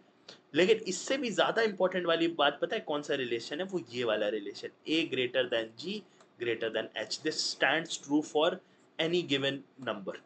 ठीक है, अरिथमेटिक प्रोग्रेशन जो होता है वो हमेशा ग्रेटर देन इक्वल टू होता है किसके, ज्योमेट्रिक प्रोग्रेशन। ये बहुत इंपॉर्टेंट, यहाँ से आप एक तरीके समझो रिजल्ट है, एंड इसका आप कई बार यूज देखोगे। ऐसे नॉर्मली भी सीक्वेंस सीरीज के बाहर के भी सवाल में ये वाला चीज यूज होता है। आपको याद होगा हम इससे भी क्वेश्चन सॉल्व करते थे, आई होप यू रिमेंबर और नॉट। ये देखो, मान लो हमारा अरिथमेटिक प्रोग्रेशन हमें 3 नंबर का है, तो हम इसको ऐसे लिख सकते हैं, greater than equal to A B C की पावर 1/3। समझ आया, यानी कि जितने नंबर ऑफ टर्म्स होंगे यहाँ पे डिवाइड होता है, और यहाँ पर पावर में 1/, में चला जाता है। मैं अगर इसका जनरल फॉर्म बताऊं आपको तो ये कुछ ऐसा दिखेगा, ठीक है, ये कुछ ऐसा दिखेगा, upon N greater than equal to A B something till 1 का पावर एन। ये होता है इसका जनरल फॉर्म, जनरल, ठीक है, जनरल फॉर्म ये वाला होता है। तो ये आप किसी के लिए भी अप्लाई कर सकते हो, कभी कभी क्वेश्चंस डायरेक्टली इसके बेसिस पे पूछ लिए जाते हैं, एंड अगर आपको ये पता होगा तो आप इसको क्विकली निकाल लोगे, ठीक है। चलो एक और पार्ट जो सीक्वेंस सीरीज में ही मैं चाहता हूँ आप जान लो, जो कि जनरल फॉर्मूलाज वाला पार्ट है। जनरल फॉर्मूला में 3 जनरल फॉर्मूलाज है। अगर आपसे कोई बोले sum of first n natural number, कुछ नहीं करना है, अगर मान लो फर्स्ट 20 नेचुरल नंबर का वैल्यू पूछ रहा है, तो यहाँ पे इस फॉर्मूले में n का वैल्यू 20 रख देना, ठीक है। सिमिलरली अगर आपसे कोई स्क्वायर का पूछे तो n into N plus one into 2n+1। पर ध्यान रखना ये हमेशा 1 से स्टार्ट होना चाहिए, ठीक है, ये हमेशा 1 से स्टार्ट होना चाहिए, ये बहुत इंपॉर्टेंट है।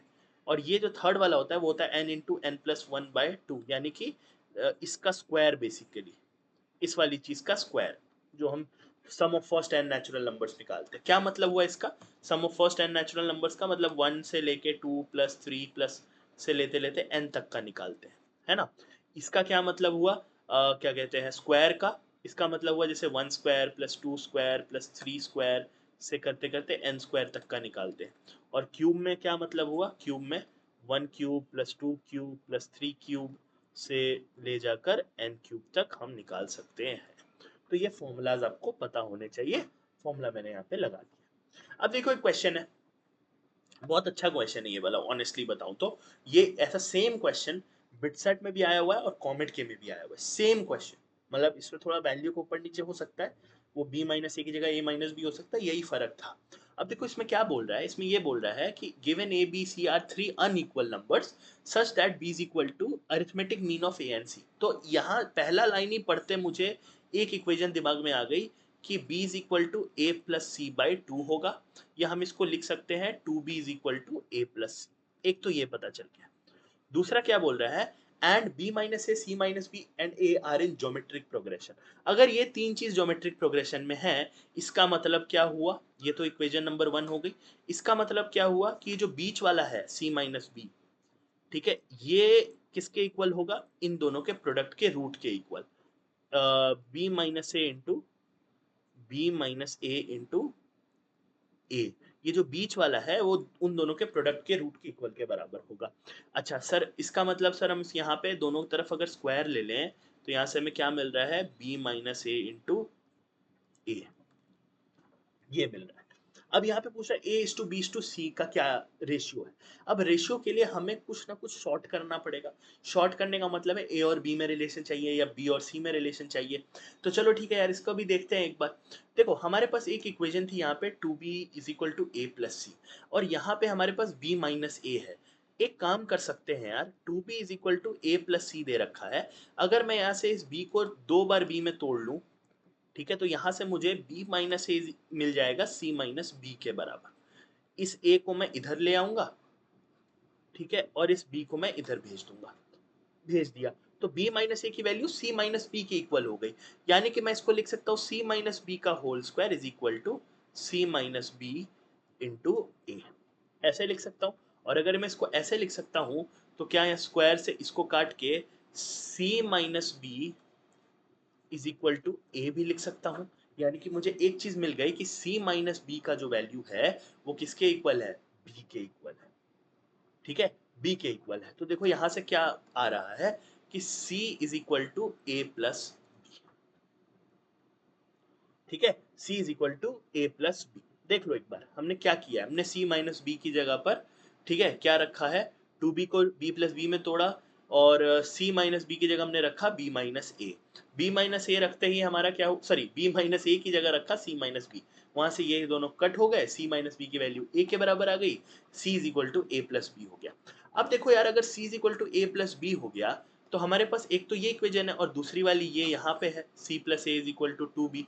तो एक काम करते हैं ना, इसको लिख देते हैं c is equal to two b minus a, कर सकते हैं, कोई प्रॉब्लम नहीं है। अब दोनों को ऐड कर दो, एक इक्वेशन मैंने यहाँ से उठाई, इसको इक्वेशन नंबर 2 बोल लो, इसको इक्वेशन नंबर 3 बोल लो।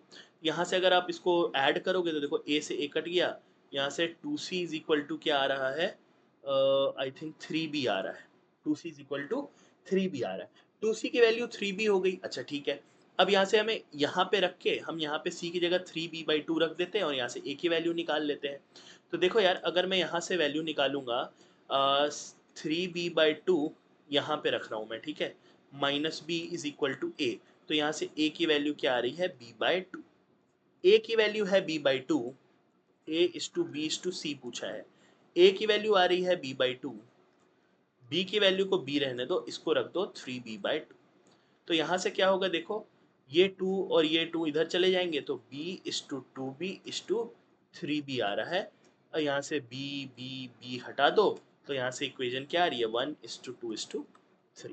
अब आप इसको कहीं कहीं ना कहीं शॉर्ट में भी कर सकते थे, ऐसा नहीं कह रहा हूँ नहीं हो सकता ये वाला, बिल्कुल शॉर्ट में भी हो सकता है, बट हाँ आंसर यही आएगा 1 इज टू 2 इज टू। ठीक है, इक्वेशंस आप किस तरीके से फॉर्म करते हो वो आपके ऊपर है। मोस्टली मुझे भी ज़्यादा नहीं लगा, आई थिंक 1.5 पेज में हो जाएगा ये। मैं थोड़ा वाइड लिखता हूँ, है ना, और ऑब्वियसली छोटी स्क्रीन है, बट पेपर में करोगे तो मोस्टली आपको मतलब 1.5 पेज, वो बड़े वाले नहीं जो पैड वैड मिलते हैं वो सब मिलते हैं, उसमें आराम से एक कॉर्नर में छोटा सा सोल्यूशन आ जाएगा। चल नेक्स्ट देखते हैं यार, लिमिट्स कॉन्टिन्यूटी डिफरेंशियबिलिटी। भैया लिमिट्स को मैंने कितनी बार आपके सामने रखा है, बहुत प्यारा है चैप्टर एंड बहुत अच्छा चैप्टर है। यहाँ पे मैं जल्दी जल्दी चीज़ें बता देता हूँ। देखो हमारे पास ये इंडिटरमिनेंट फॉर्म्स होते हैं, हम इन सब के लिए जो है लिमिट्स लगाते हैं, लिमिट्स को सॉल्व करते हैं, ठीक है। और हमारा जो लिमिट्स होता है वो इन्हीं सारे इनडिटरमिनेट फॉर्म। लिमिट क्यों लगाना पड़ता है? क्योंकि इन सब की कोई डेफिनेट वैल्यू नहीं होती है, इन सब की कोई डेफिनेट वैल्यू नहीं होती है। इसी के लिए लिमिट के थ्रू उसका कुछ डेफिनेट वैल्यू के करीब आना पड़ता है, इसीलिए लिमिट्स लगाते हैं। तो भैया इन सारे इंडिटरमिनेट फॉर्म्स के लिए हम लगाते हैं। सबसे इंपॉर्टेंट बात, ये जो ट्रिग्नोमेट्रिक फंक्शंस होते हैं इसको आप डायरेक्ट, इनका डायरेक्ट होता है। अगर मान लो जब भी x टेंडिंग टू जीरो होगा ना, तो ये आप डायरेक्टली कहीं पे ये स्टैंडर्ड फॉर्म्स बन रहे होंगे ना, तो इनकी वैल्यू आप डायरेक्टली वन रख सकते हो। इन सब की वैल्यू वन ही होती है जब x टेंडिंग टू जीरो होता है। एक और बहुत इंपॉर्टेंट है जो मैंने अपने लिमिट्स वाले वीडियो में बताया है, जो मैंने कमेंट की प्लेलिस्ट के लिए बनाया था, बिटसेट वाले बच्चे वो भी देख सकते हैं। उसमें मैंने आपको बताया था कि लिमिट जो है x टेंडिंग टू जीरो, इस पे क्वेश्चन भी कराया था मैंने, 1 minus cos x upon x square, इसकी वैल्यू जो आती है वो हाफ आती है। ये एक बहुत इंपॉर्टेंट फॉर्मूला है, इसको भी हम नोट डाउन कर लो। ये वाले पे भी डायरेक्ट ये फॉर्म्स होती है। देखो ये क्या है, अगर आप बेसिक से कर रहे हो तो आपको समझ में नहीं आएगा कि क्या है। ये है वो फॉर्म्स जो कभी कभी क्वेश्चन के बीच में बनती है, ये कभी कभी क्वेश्चन के बीच में बनती है। तो आपको ये वाला भी 1 minus cos x upon x square बन सकता है, इसीलिए आपको ये भी पता होना चाहिए। इसकी वैल्यू 1 नहीं हाफ के इक्वल आती है, और नीचे x नहीं एक्स स्क्वायर होता है, ध्यान रखना। चलो नेक्स्ट बात करते हैं यार, ये वाला लिमिट ऑफ एक्सपोनेंशियल फंक्शन।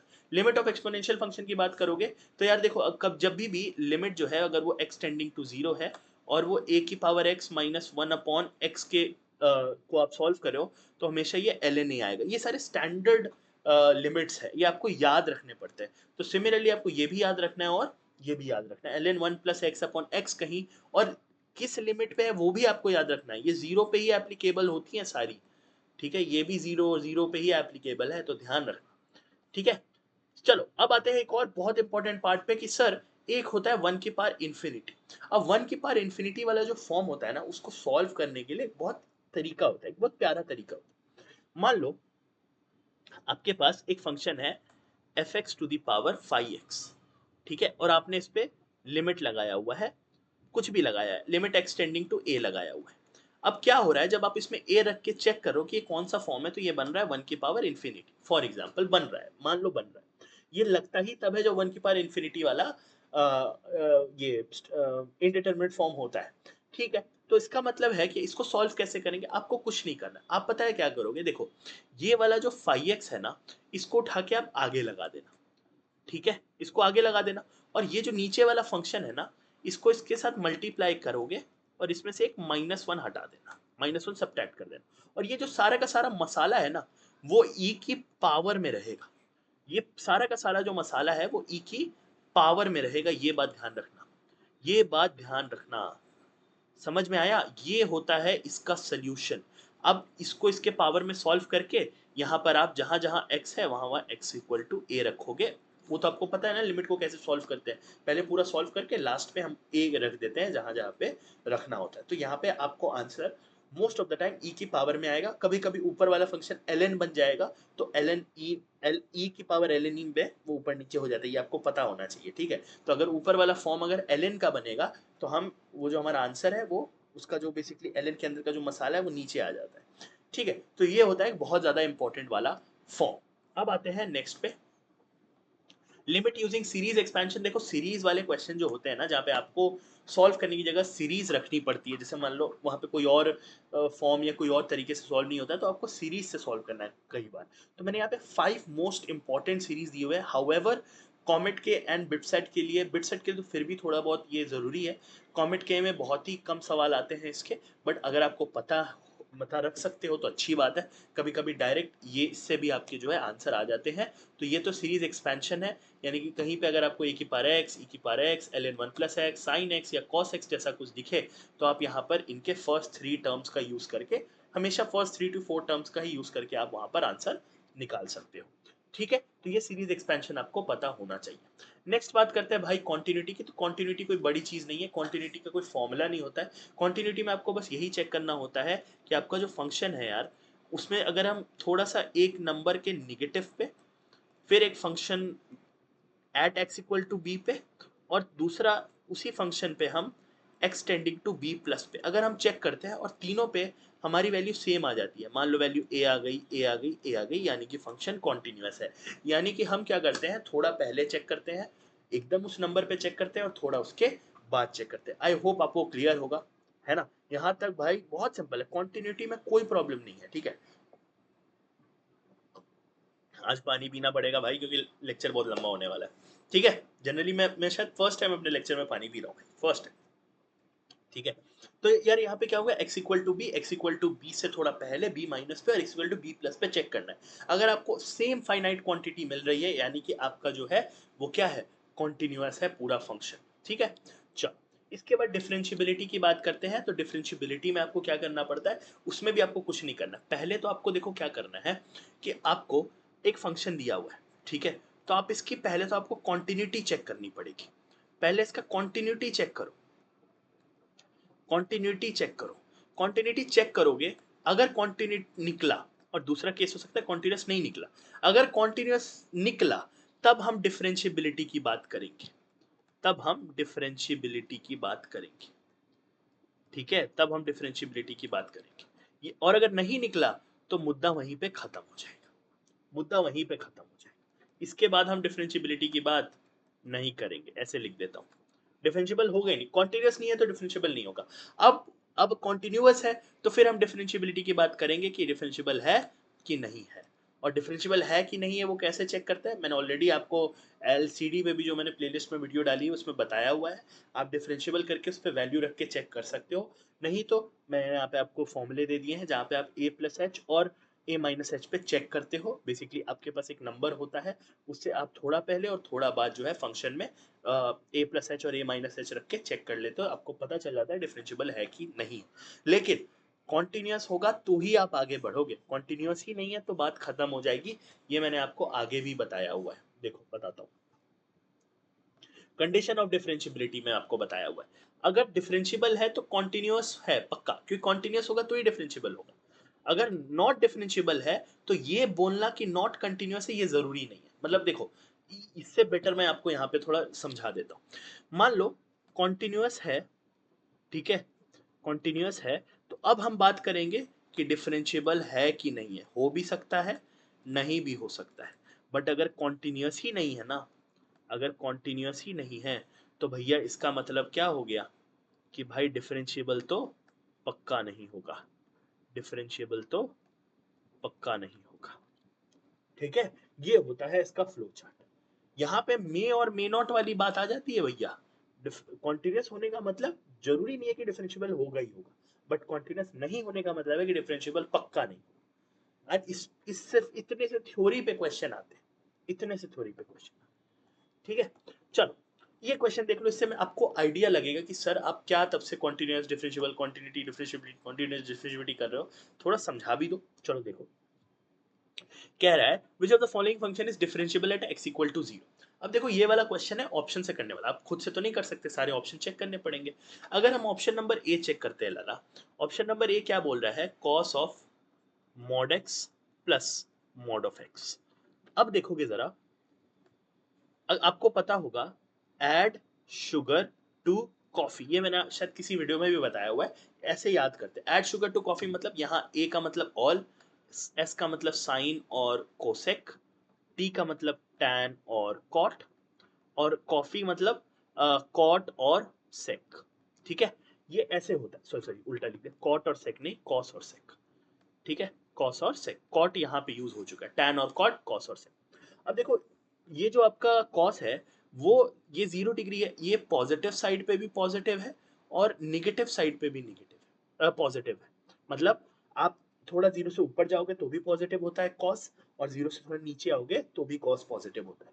लेकिन अगर साइन की बात करें तो साइन इस वाले में तो पॉजिटिव है, बट इधर साइन निगेटिव है। ये बात आपको इस वाले चीज से निकालनी थी, ठीक है।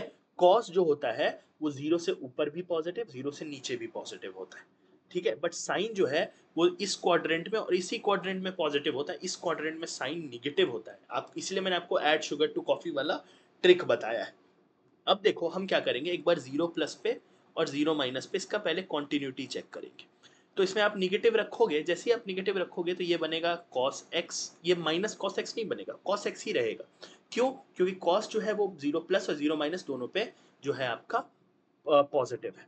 पर यहाँ पे भी आपका cos x होगा, बट ये वाला x वेरी करेगा, एक बार ये बनेगा +1 और एक बार ये बनेगा -1।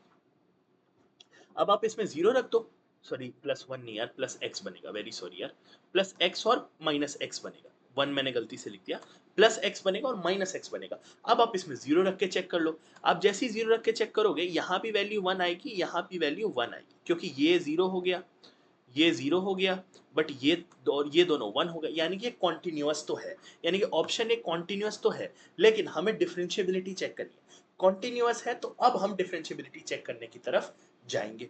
चलो डिफरेंशिएबिलिटी चेक कर लेते हैं। तो डिफरेंशिएबिलिटी यहीं पे चेक कर लेगा, इसको डिफरेंशिएट कर दो।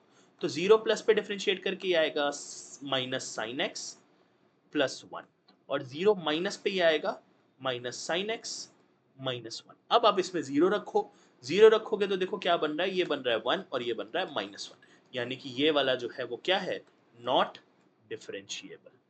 क्यों? क्योंकि एक बार वैल्यू आ रही है +1 और एक बार वैल्यू आ रही है -1। तो ऑप्शन ए तो हमारे उससे गया। ऑप्शन बी चेक कर लो।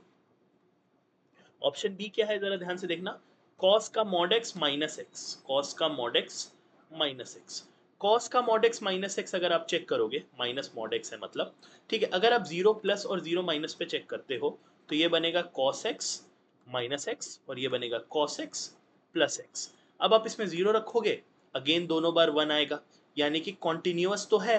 अब डिफरेंशिएबिलिटी चेक करो, तो 0 प्लस पे अगर आप डिफरेंशिएट करोगे, ठीक है, तो यहाँ पर आपका क्या आएगा, माइनस का साइन एक्स और ये आएगा माइनस का 1, और 0 माइनस पे अगर आप चेक करोगे तो ये आएगा माइनस का साइन एक्स प्लस का 1। ठीक है, यही आ रहा है डिफरेंशिएट करके। अब इसमें 0 रखो, ये आएगा -1, ये आएगा +1, अगेन ये जो है नॉट डिफरेंशिएबल है, तो मतलब हमारा ऑप्शन नंबर बी भी गया।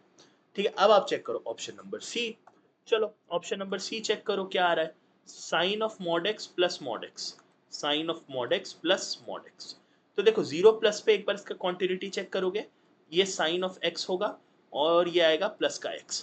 0 माइनस पे ये माइनस का साइन x माइनस का x। ठीक है, अब इसमें 0 पुट करो तो ये भी 0 और ये भी 0, कॉन्टिन्यूअस है, आगे बढ़ो, 0 प्लस पे और 0 माइनस पे इसको डिफरेंशिएट करो। डिफरेंशिएट करोगे तो क्या आएगा, cos x plus 1 minus cos x minus 1। 0 put करोगे तो 1 प्लस 1 2 आएगा और ये कितना आ रहा है -2, यानी कि भैया ये अगेन क्या है, नॉट डिफरेंशिएबल। अब आप खुद सोचो, इसमें अगर आप ऑर्डर में चेक करोगे, है ना, और थोड़ा भी लॉजिक नहीं लगाओगे, मैं आपको क्यों बता रहा हूँ सारे ऑप्शन सॉल्व करके, क्योंकि मुझे आपको बताना है कि कॉन्टिन्यूटी डिफरेंशिएबिलिटी कैसे चेक करते हैं। ठीक है, अगर आप चेक नहीं करते और अगर अगर आप ऑप्शन वाइज जाते तो भाई आप देखो आंसर डी आ रहा है मेरे हिसाब से। तो अभी चेक कर लेते हैं, ऑप्शन डी भी चेक कर लेते हैं। Sine of mod x, sine of mod x minus mod x, ठीक है, यही है ना शायद से, हाँ, sine of mod x minus mod x, 0 plus 0 minus sine x minus x minus sine x plus x। चलो बहुत बढ़िया, बहुत बढ़िया, हाँ ये रहा। 0 पुट करो, 0 0 कंटिन्यूअस है, इसलिए अब डिफरेंशिएबिलिटी भी चेक होगी। 0 प्लस और 0 माइनस पे इनको डिफरेंशिएट करो, cos x minus 1 minus cos x plus 1। 0 put करोगे तो ये कितना आ रहा है, -1 और यहाँ पे आ रहा है 1। ये क्या हो गया, ओ सॉरी सॉरी, जब आप 0 पुट करोगे तो ये बनेगा 1 माइनस 1, ये हो जाएगा 0, और यहाँ बनेगा -1 प्लस 1, तो ये बनेगा 0। हाँ भाई फाइनली आ गया। अब मुझे क्या लगा ना कि भाई अगर ये मेरा नहीं आता तो मुझे वापस से तीनों चेक करने पड़ते, कहीं पे कोई गलती तो नहीं कर दी मैंने, बट फाइनली ये आ गया। अब दोनों वैल्यू सेम होगी, देखो यहाँ वैल्यू अलग थी इसलिए नॉट डिफरेंशिएबल, यहाँ वैल्यूज अलग थी इसलिए नॉट डिफरेंशिएबल, यहाँ वैल्यूज अलग थी इसलिए नॉट डिफरेंशिएबल, बट यहाँ पे वैल्यूज वो है इसीलिए क्या होगा, डिफरेंशिएबल। सांस अटक गई थी भाई, झूठ नहीं बोलूंगा, सांस अटक गई थी, इसीलिए हमारा आंसर क्या होगा, ऑप्शन नंबर डी। अब बताओ इसके बाद अगर किसी को डाउट रहेगा ना कि सर डिफरेंशिएबिलिटी कैसे देखते हैं, क्वांटिटी कैसे देखते हैं, तो फिर तो भाई ऑनलाइन पिटाई होगी सबकी, समझ आया। चलो ये हो गया हमारा लिमिट, क्वांटिटी, डिफरेंशिएबिलिटी। ठीक है, इतना सब कुछ चेक किया हमने। अब बात करते हैं नेक्स्ट की, जो कि है डिफरेंशिएशन। तो डिफरेंशिएशन में तो खैर बहुत ज्यादा कोई फॉर्मूले नहीं है, रूल्स है जो मैं आपको बताता हूँ। देखो, सबसे पहले रूल्स ऑफ डिफरेंशिएशन में हमको ये तो पता ही है यार, अगर हमारे पास कोई फंक्शन है जो ऐड या सब्ट्रैक्ट हो रहा है, तो आप इसको अलग अलग कर सकते हो कि इसका डिफरेंशिएशन कर लो, प्लस माइनस जो भी है बीच में, और दूसरे का डिफरेंशिएशन कर दो, इसमें कोई प्रॉब्लम नहीं होता है। बट अगर दो चीजें मल्टीप्लीकेशन में है, ये तो चलो कांस्टेंट होगा, अगर कांस्टेंट इनटू फंक्शन है तो कांस्टेंट बाहर निकाल के हम फंक्शन का डिफरेंशिएशन कर देते हैं। ये वाला और ये वाला तो बहुत इजी चीज है, ये तो बेसिक चीज है। प्रोडक्ट रूल क्या बोलता है कि अगर दोनों वेरिएबल्स हैं, दोनों फंक्शंस हैं, यानी कि उसमें से एक भी कांस्टेंट नहीं है, तो आप क्या करोगे, देखो इसको मैं बोलता हूं, एक को पकड़ो दूसरे को छोड़ो, दूसरे को पकड़ो पहले को छोड़ो। ये मेरा बोलने का तरीका, ये मेरा पढ़ाने का तरीका। तो इसमें क्या है, एफ को पकड़ो, ठीक है, एफ को पकड़ो, दूसरे का डिफरेंशिएशन कर दो, प्लस दूसरे को पकड़ो यानी कि जी को पकड़ो और पहले का डिफरेंशिएशन कर दो। ये मतलब होता है एक बार में एक का डिफरेंशिएशन करना है, दूसरे को एज इट इज रखना है मल्टीप्लीकेशन में। ये होता है हमारा प्रोडक्ट, ठीक है। This is what product rule is. So when you will have two variables, यहाँ पे क्या था, सी कांस्टेंट था इसलिए वो बाहर आ गया, उसको आपको नहीं करना है, ठीक है। लेकिन यहाँ पे आपको दोनों का डिफरेंशिएशन करना पड़ेगा बारी बारी, ठीक है। और देख लो, यहाँ पे हमने ऑलरेडी 3 रूल्स तो करा दिए आपको, 3 रूल्स हो गए यहाँ पे। चौथा रूल देखो, चौथा रूल क्या है, चौथा rule U by V rule. हाँ, ये बहुत इंपॉर्टेंट रूल है, ये मैंने अपने डिफरेंशिएशन वाले लाइव सेशन में भी आपको कराया। डिफरेंशिएशन वाला जो हमें हम लोग का वो है ना, लाइव है, वो जरूर चेकआउट करना है यार, वो मेरे लाइव वाले कॉलम में जाके देख सकते हो। वहाँ मैंने हम लाइव आके वहाँ पे 1-1.5 घंटा हमने पढ़ाई की थी भाई, एक से एक क्वेश्चन सॉल्व किए हुए। कॉमेट के का है, बिटसाइड वाले बच्चे भी फुली फॉलो कर सकते हैं, क्योंकि कॉमेट के में डिफरेंशिएशन के लाजवाब सवाल आते हैं यार, लाजवाब, मजा आ जाएगा। तो u बाई वी देखो, इसका भी मैं इजीली बता दे रहा हूँ, ये अभी देखने में डेंजरस लग रहा है, डेंजरस उतना है नहीं। u बाई वी में क्या करना होता है, ऊपर वाला u आपका ऊपर वाला, अब अप, और v मतलब नीचे, बिलो। मैं इसको विलो अप विलो बोलता हूँ, ठीक है। अब पहले ऊपर वाले का डिफरेंशिएशन करो, नीचे वाले को मल्टीप्लाई कर दो, माइनस नीचे वाले का डिफरेंशिएशन करो, ऊपर वाले को मल्टीप्लाई कर दो। ये हमें करना है, ध्यान रखना यहाँ बीच में माइनस होता है, चेन रूल में यहाँ प्लस होता है, तो माइनस और प्लस का ध्यान रखना। अपॉन नीचे वाले का स्क्वायर कर दो, बस ये हमारा u बाई वी है, जिसको हम कोशेंट रूल भी बोलते हैं, मैं इसको u बाई वी फॉर्म बोलता हूँ। u by V form of differentiation, जहाँ u और v दोनों वेरिएबल होने चाहिए। एक भी कांस्टेंट हुआ तो आपको डिफरेंशिएट करने की जरूरत नहीं पड़ेगी, है कि नहीं, आपको डिफरेंशिएट करने की जरूरत नहीं पड़ेगी। चल नेक्स्ट पे बात करते हैं यार, चेन रूल की। अब देखो चेन रूल क्या बोलता है, चेन रूल ये बोलता है, मान लो जैसे साइन, मैं एक एग्जांपल से बता देता हूँ चेन रूल को। जैसे साइन एक्स स्क्वायर प्लस 1 है मान लो, ठीक है, एक फंक्शन है। तो अब जब डिफरेंशिएट करोगे तो आप कहोगे sir cos x square plus 1 कर दो इसको, बट क्योंकि हम इसको एक्स के उसमें डिफरेंशिएट कर रहे हैं, तो आपको एक चीज याद रखना है कि हमें इसके अंदर वाला मसाला भी डिफरेंशिएट करना पड़ेगा। यानी कि हम यहाँ नहीं रुक सकते, हमें इसके अंदर जो एक्स स्क्वायर प्लस 1 है ना, इसको भी डिफरेंशिएट करना पड़ेगा। जैसे ही आप इसको डिफरेंशिएट करोगे, ये आपको क्या दे देगा, 2x प्लस 1 दे देगा, सिंपल एज दैट। तो ये भी डिफरेंशिएट होगा, 2x प्लस 1 नहीं देगा, 2x देगा, ठीक है, 2x देगा, क्योंकि 1 का डिफरेंशिएशन 0 हो जाएगा ना, अंदर वाला जब 1 है उसका डिफरेंशिएशन 0 हो जाएगा। तो ये भी करना पड़ता है, आप सिर्फ cos x स्क्वायर प्लस 1 करके नहीं छोड़ सकते। चेन रूल बोलता है कि आपको तब तक डिफरेंशिएशन करना है जब तक हर x को आप ट्रीट ना कर दो, चेन में चलता है, यानी कि पहले उसको किया, फिर उसके अंदर किया, फिर उसके अंदर कोई फंक्शन होता है, x के अंदर कोई और फंक्शन होता है तो उसको करते हैं। ये ऐसे चेन में चलता जाता है, यानी कि सबको डिफरेंशिएट करना जरूरी है। I hope it was easy. अब देखो यार, कुछ स्टैंडर्ड डेरिवेटिव्स होते हैं, मैंने ऑलरेडी आपको बता रखा है, बट मैं यहाँ पे आपको सारे फॉर्मूले दे देता हूँ, ठीक है। इसकी पीडीएफ भी मैं डाल दूंगा ताकि आप लोगों को इससे काफी ज्यादा हेल्प हो जाए, ठीक है। स्टैंडर्ड डेरिवेटिव सबका ये तो याद रखना पड़ता है यार, इसमें तो कुछ बताने वाला है नहीं, इसमें सारा याद रखना पड़ता है, ठीक है। बाकी डेरिवेटिव ऑफ डिटर्मिनेंट्स होता है, ठीक है। डेरिवेटिव ऑफ डिटर्मिनेंट्स में क्या करते हैं यार, बहुत सिंपल सा बात है, देखो मान लो आपको एक ऐसा डिटरमिनेंट मिल जाए जिसमें बहुत सारे फंक्शंस हैं, तो आपको कुछ नहीं करना है। अगर आपसे इसका डिफरेंशिएशन पूछे तो आपको पहले क्या करना है, पहले वाले रो का डिफरेंशिएशन करना है, बाकी दो को एज इट इज छोड़ देना है, ठीक है। ये देखो, फिर दूसरे वाले केस में आपको इनका डिफरेंशिएशन करना है, और ऊपर और थर्ड, फर्स्ट और थर्ड वाले को छोड़ देना है, ये देखो। फिर आपको थर्ड वाले केस में थर्ड वाले रो का डिफरेंशिएशन करना है और फर्स्ट और सेकेंड रो को छोड़ देना है। तो ये बेसिकली यहाँ रो 1 का डिफरेंशिएशन किया, बाकी दोनों एज इट इज रहे, ठीक है, रो 2 रो 3 ऐसे ही रहे।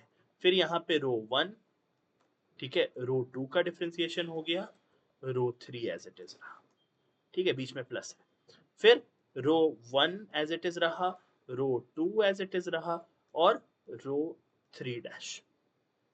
सिंपल, ठीक है। इस पे क्वेश्चन वैसे आएगा नहीं, बट अगर आ गया तो भाई मुझे याद जरूर करना, क्योंकि ये बहुत इंपॉर्टेंट, इंपॉर्टेंट नहीं बोलूंगा, थोड़ा अलग फॉर्मूला है ये, अच्छा फॉर्मूला है ये, थोड़ा यूनिक। ओके, नेक्स्ट आता है, अरे भाई लॉपिटल। ये तो मैंने कितनी बार बताया, इसके बारे में कुछ नहीं बताने वाला। लॉपिटल पे तो मेरे चैनल पे आपको 2 अलग से वीडियोस हैं गारंटीड क्वेश्चन सीरीज की, और उसके अलावा जब लिमिट्स कराता हूँ तो लॉपिटल तो मुझे लगता है पैसे देने लगेगा, इतना पढ़ा दिया मैंने। शायद ही किसी ने इतना ज़्यादा उस पर पढ़ाया यूट्यूब पे जितना मैंने पढ़ा दिया होगा भाई, है ना। तो ये आप लोग उस वीडियो से चेकआउट कर लेना भाई, मेरी प्लेलिस्ट के बाद पूरी देखनी पड़ेगी, नहीं होगा वरना फिर नहीं होगा काम। चलो नेक्स्ट आते हैं स्ट्रेट लाइन पे। स्ट्रेट लाइन का भी हमने लाइव लिया था, या शायद वीडियो डाली थी मैंने, मुझे याद नहीं आ रहा है। हमने शायद लाइव लिया था स्ट्रेट लाइंस को, नहीं हमने वीडियो डाली थी, सॉरी। लाइव हमने अभी तक लिया है डिफरेंशिएशन का, उसके बाद हमने लाइव किसका लिया था यार, और किसका लाइव लिया था, अभी 3 लाइव ले चुके हैं हम। हाँ, एओडी का है ना, एप्लीकेशन ऑफ डेरिवेटिव्स का, डिफरेंशिएशन का, और एक और किसी का लिया था, फंक्शंस का, डोमेन एंड रेंज, जिसमें मैंने पढ़ाया था आपको। ठीक है, चलो। डिस्टेंस फॉर्मूला बहुत सिंपल है यार। अगर मान लो 2 पॉइंट्स है आपके पास, x1 y1, ठीक है, और दूसरा पॉइंट है आपके पास x2 y2। अब आपको इन दोनों के बीच का डिस्टेंस निकालना है, ठीक है, तो आप ये वाला फॉर्मूला जो है अप्लाई कर सकते हो, डिस्टेंस फॉर्मूला वाला। ठीक है, दूसरे नंबर पे आता है हमारा सेक्शनल फॉर्मूला। तो सेक्शन फॉर्मूला में हम लोग को एक इंटरनल डिवीजन होता है, एक्सटर्नल डिवीजन होता है। ठीक है, तो आप लोग इस तरीके से समझो कि जो इंटरनल डिवीजन होता है उसमें हम लोग क्या करते थे, मान लो आपके पास एक पॉइंट है x1 y1, ठीक है, और दूसरा पॉइंट है x2 y2, और मान लो ये जो है m/n में इसको डिवाइड कर रहा है। अब आपको ये वाला पॉइंट चाहिए, है ना, तो आप ये वाला पॉइंट कैसे निकाल सकते हो, मैंने आपको बताया था उस वीडियो में, mx2 nx1 ऐसे क्रॉस मल्टीप्लाई करके हमारा ये पॉइंट आता है, mx2 nx1, फिर my2 ny1 ऐसे करके अपॉन m+n। तो ये भी फॉर्मूला आपको यूज में आ सकता है, वैसे बहुत ज्यादा इंपॉर्टेंट नहीं है। चलिए नेक्स्ट फॉर्मूला पे आते हैं, थर्ड फॉर्मूला सेंट्रॉइड का। सेंट्रॉइड पे क्वेश्चन आ सकता है, बिकॉज कॉमेट के एंड बिटसाइड जो है वो इतने हाई लेवल पेपर्स नहीं है, तो वो लोग डायरेक्ट आपको सेंट्रॉइड पे भी सवाल पूछ सकते हैं। अगर आपके पास तीनों कोऑर्डिनेट्स हैं तो यहाँ पर तीनों x कोऑर्डिनेट का सम डिवाइडेड बाई 3 प्लस तीनों y कोऑर्डिनेट का सम डिवाइडेड बाई 3, ये हमारा क्या होता है, सेंट्रॉइड का कोऑर्डिनेट होता है। एरिया ऑफ ट्रायंगल की बात करें यार, तो एरिया ऑफ ट्रायंगल आप कैसे निकाल सकते हो, अगर आपके पास तीनों वर्टाइसेस का कोऑर्डिनेट्स है तो आप क्या कर सकते हो, half x1 x2 x3 y1 y2 y3 1 1 1। ये आपको ये वाला फॉर्म बना के डिटर्मिनेंट को सॉल्व करना है। एक हाफ बाहर में रहता है, डिटर्मिनेंट की वैल्यू निकाल लो, हाफ से डिवाइड कर दो, आपका आंसर आ जाएगा। ठीक है, चलो नेक्स्ट, कंडीशन फॉर कोलिनियरिटी, ये थर्ड था, फोर्थ, ये फिफ्थ फॉर्मूला आ गया हमारा। कोलिनियरिटी, कोलिनियरिटी का मतलब होता है कि एक ही लाइन पर मान लो पॉइंट नंबर 1 है, पॉइंट नंबर 2 है, और पॉइंट नंबर 3 है। कोलिनियर, ये तीनों पॉइंट्स कोलिनियर है। कोलिनियर का मतलब तीनों पॉइंट्स एक ही लाइन पे है, ठीक है, तब हम ये वाला यूज करेंगे, P1 P2 P3। ठीक है, समझ आया। तो भाई मान लो P1 हमारा x1 y1 होगा, ठीक है, ये हमारा x2 y2 होगा, और ये हमारा x3 y3 होगा। अब ये लोग पता है कमेंट की और बिट सेट में अगर इस पे सवाल आएगा तो लोग क्या करेंगे, x1 y1 x2 y2 x3 गायब करके y3 दे देंगे, या एक मतलब इन 6 चीजों में से एक गायब कर देंगे। अब आप ये डिटर्मिनेंट सॉल्व करोगे और वो एक गायब चीज को निकालोगे, बस यही करना होगा।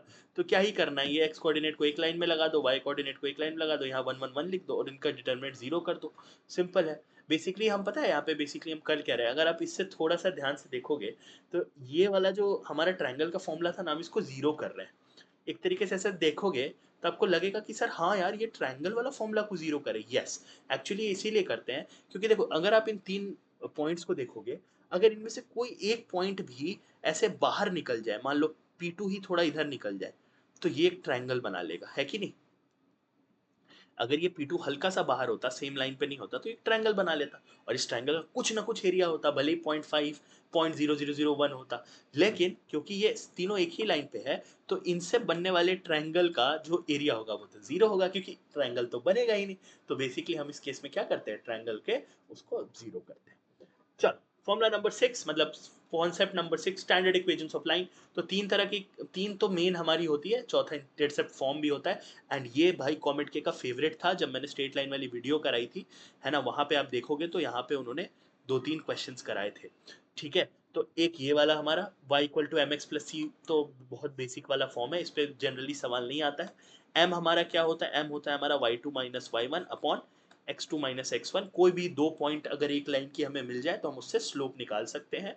दूसरा हमारा क्या है, पॉइंट स्लोप फॉर्म, जहाँ पे m हमारा स्लोप है और अगर वो x1 y1 से पास कर रहा है तो एक पॉइंट से आप इसको लिख सकते हो, लेकिन उसके लिए आपको यहाँ पे स्लोप पता होना बहुत ज़्यादा ज़रूरी है। ठीक है, एक होता है वन पॉइंट फॉर्म, मतलब जहाँ पे आप वन पॉइंट और स्लोप की मदद से, देखो मैं बता देता हूँ आपको, मान लो आपके पास स्लोप है और एक पॉइंट है, तो आप सेकंड वाला इक्वेशन यूज कर लो। बट मान लो आपके पास दोनों पॉइंट ही है, स्लोप नहीं है, तो स्लोप तो आप इससे लिख सकते हो ना, ये देखो यही तो स्लोप है ना, वही यहाँ लिखा हुआ है और कुछ नहीं है भाई, है ना। बेसिकली सेकंड और थर्ड, बी और सी पॉइंट सेम ही है ना। लेकिन इसमें अगर आपको डायरेक्ट स्लोप और एक पॉइंट दे दे, थर्ड वाले में अगर आपको दो पॉइंट दे दे तो थर्ड वाला लिख सकते हो। तो यहाँ से आपको लाइंस के फॉर्म लिखनी पड़ती है, बट कॉमेट के ने इसको ज़्यादा प्यार दिया है इंटरसेप्ट फॉर्म को। ठीक है, तो आप वो वाली वीडियो को जरूर, स्ट्रेट लाइन तो मैं बोलूँगा देख लेना, क्योंकि उस पर तो बच्चों ने अपार प्यार बरसाया हुआ है यार, मतलब व्यूज़ बहुत बढ़िया है उस पर, और बच्चे जो हैं कमेंट्स भी बहुत प्यारे प्यारे कर रहे हैं कि सर और वीडियोस बना दो कोनिक्स पे। बट वही है यार, टाइम की बहुत कमी है ना, वही प्रॉब्लम चलता है। चलो, एंगल बिटवीन टू लाइंस की अगर बात करें, देखो दो लाइन होती है ना, दो लाइन होती है तो उनके बीच में एंगल बनता है। अब देखो दो एंगल बन सकता है, देखो ये हमारा लाइन L1 है, ये हमारा लाइन L2 है। अब एक एंगल तो ये वाला बनेगा, ये वाला, ये और ये सेम होगा, और दूसरा एंगल क्या बनेगा, दूसरा एंगल हमारा बनेगा ये वाला, ये वाला और ये वाला सेम होगा। तो एक ब्लू वाला और एक रेड वाला एंगल बनेगा। इसलिए आप देखोगे एक प्लस होता है, एक माइनस होता है यहाँ पे। ठीक है, प्लस माइनस थीटा होता है यहाँ पे। ठीक है, तो आपके पास अगर दो लाइनें हैं तो आप दोनों के स्लोप की मदद से, देखो L1 का एक स्लोप होगा M1 और L2 का एक स्लोप होगा M2, तो आप दोनों के स्लोप की मदद से लिख सकते हो। अब जरा आप देखना कि एक और केस यहाँ पे बनता है, ये कौन सा नंबर का फॉर्मूला है, 7th नंबर का। अब देखो इसमें एक चीज है, ये तो चलो आपने एंगल बिटवीन लाइन निकाल लिया, बट कभी कभी है ना डायरेक्ट क्वेश्चन आता है, क्वेश्चन ये आता है कि ये दोनों लाइंस पैरेलल है, ये दोनों लाइंस परपेंडिकुलर है, तो उस केस में हमें क्या करना पड़ता है। उस केस में बहुत सिंपल सा चीज है, अगर आपके पास दोनों लाइन की इक्वेशन है तो आप ये पैरेलल, परपेंडिकुलर, कोइंसिडेंट और इंटरसेक्टिंग के लिए ये वाले कंडीशंस लगा सकते हो। बट अगर आपके पास सिर्फ स्लोप है और आपसे बोले कि परपेंडिकुलर है, अगर आपसे बोले कि दोनों लाइनें परपेंडिकुलर है, एक का स्लोप दे दे दूसरे का स्लोप पूछे, तो आप ये वाला फॉर्मूला लगा सकते हो। और सेम आप पैरेलल के लिए भी एक फॉर्मूला मैं आपको दे देता हूँ, आप पैरेलल के लिए ये फॉर्मूला लगा सकते हो।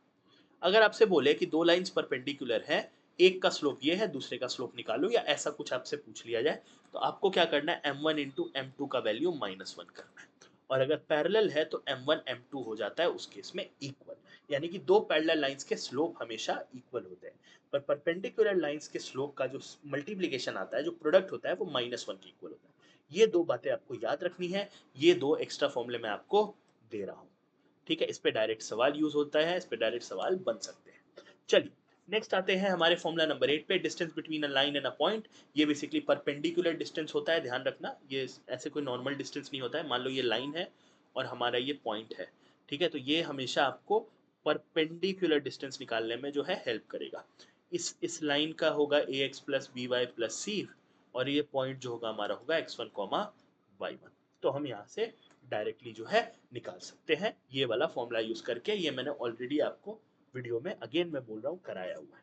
कंडीशन ऑफ कॉनकरेंसी हमारा नेक्स्ट टॉपिक है। कॉनकरेंसी वाले के केस में आपको कुछ नहीं करना है, अगर आपके पास ये जो तीन लाइंस हैं और बोल रहे हैं कि तीनों कॉनकरेंट है, तो आपको तीनों के जो कोएफिशिएंट्स है उनको लाइन में लिख के उसका डिटर्मिनेंट 0 करना है। अगेन ज़्यादा नहीं पूछा जाता है, बट हो सकता है कभी उनका मन करे पेपर को थोड़ा अच्छा बनाने का। एंड क्योंकि ये टॉपिक तो बहुत ईजी है, ये लॉजिक तो बहुत ईजी है, बट बच्चा देख के नहीं जाता है कॉन्करेंसी का कंडीशन क्या है। आप देख के जाओगे, सवाल आएगा तो कमेंट में थैंक यू बोल देना, छोटा सा प्यार से थैंक यू बोल देना।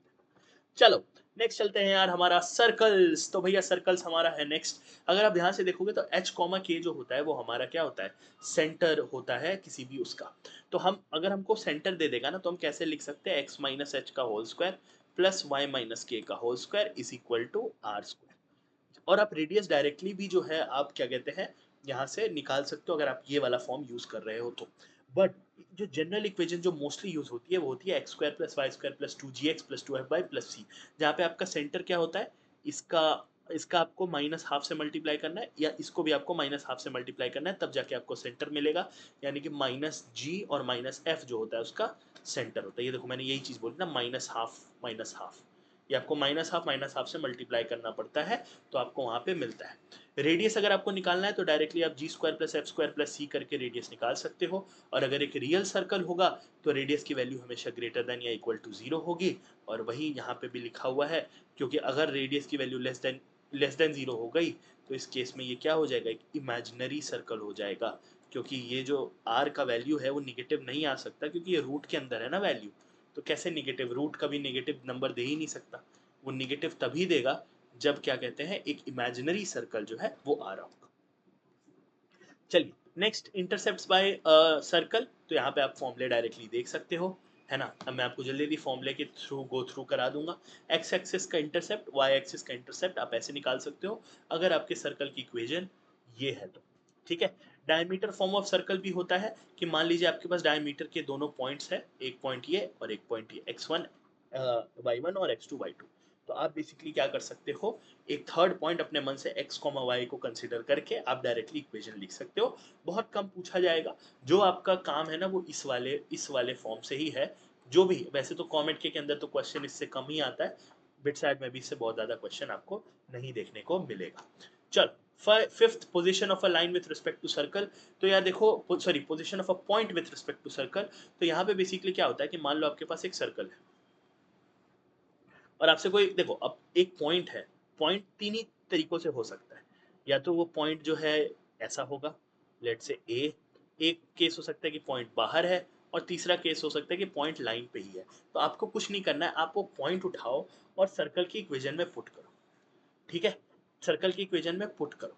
आप जैसे ही पुट करोगे, अगर वो जो वैल्यू है वो अगर पॉजिटिव आ रही है, मतलब वो पॉइंट जो है वो सर्कल के बाहर है। अगर वो जो वैल्यू जो आ रही है वो निगेटिव आ रही है, यानी कि वो सर्कल के अंदर है। और अगर वैल्यू जीरो आ रही है तो वो जो पॉइंट है वो सर्कल के ऊपर है। तो बेसिकली क्या करना है, जो भी आपका पॉइंट है x1 y1 वो उठा के सर्कल की इक्वेशन में रखो। अगर ग्रेटर देन जीरो वैल्यू आ रही है, मतलब पॉजिटिव वैल्यू आ रही है, तो वो सर्कल के बाहर है। निगेटिव वैल्यू आ रही है तो सर्कल के अंदर है, और अगर जीरो है तो वो सर्कल के ऊपर है। इस पे सवाल आ सकता है, क्योंकि ये इजी भी है एंड क्योंकि बच्चों ये देख के नहीं जाते हैं, तो इस पे सवाल एग्जामिनर चाहे तो पूछ सकता है। नेक्स्ट सवाल देखो यार, नेक्स्ट इक्वेशन ऑफ टैंजेंट पे आते हैं। इक्वेशन ऑफ टैंजेंट भी बहुत इजी सा कॉन्सेप्ट है। कुछ नहीं है, अगर आपको इक्वेशन ऑफ टैंजेंट लिखना है, आपके पास वो पॉइंट होना चाहिए जिसपे जो है वो टच कर रहा है सर्कल को, ठीक है।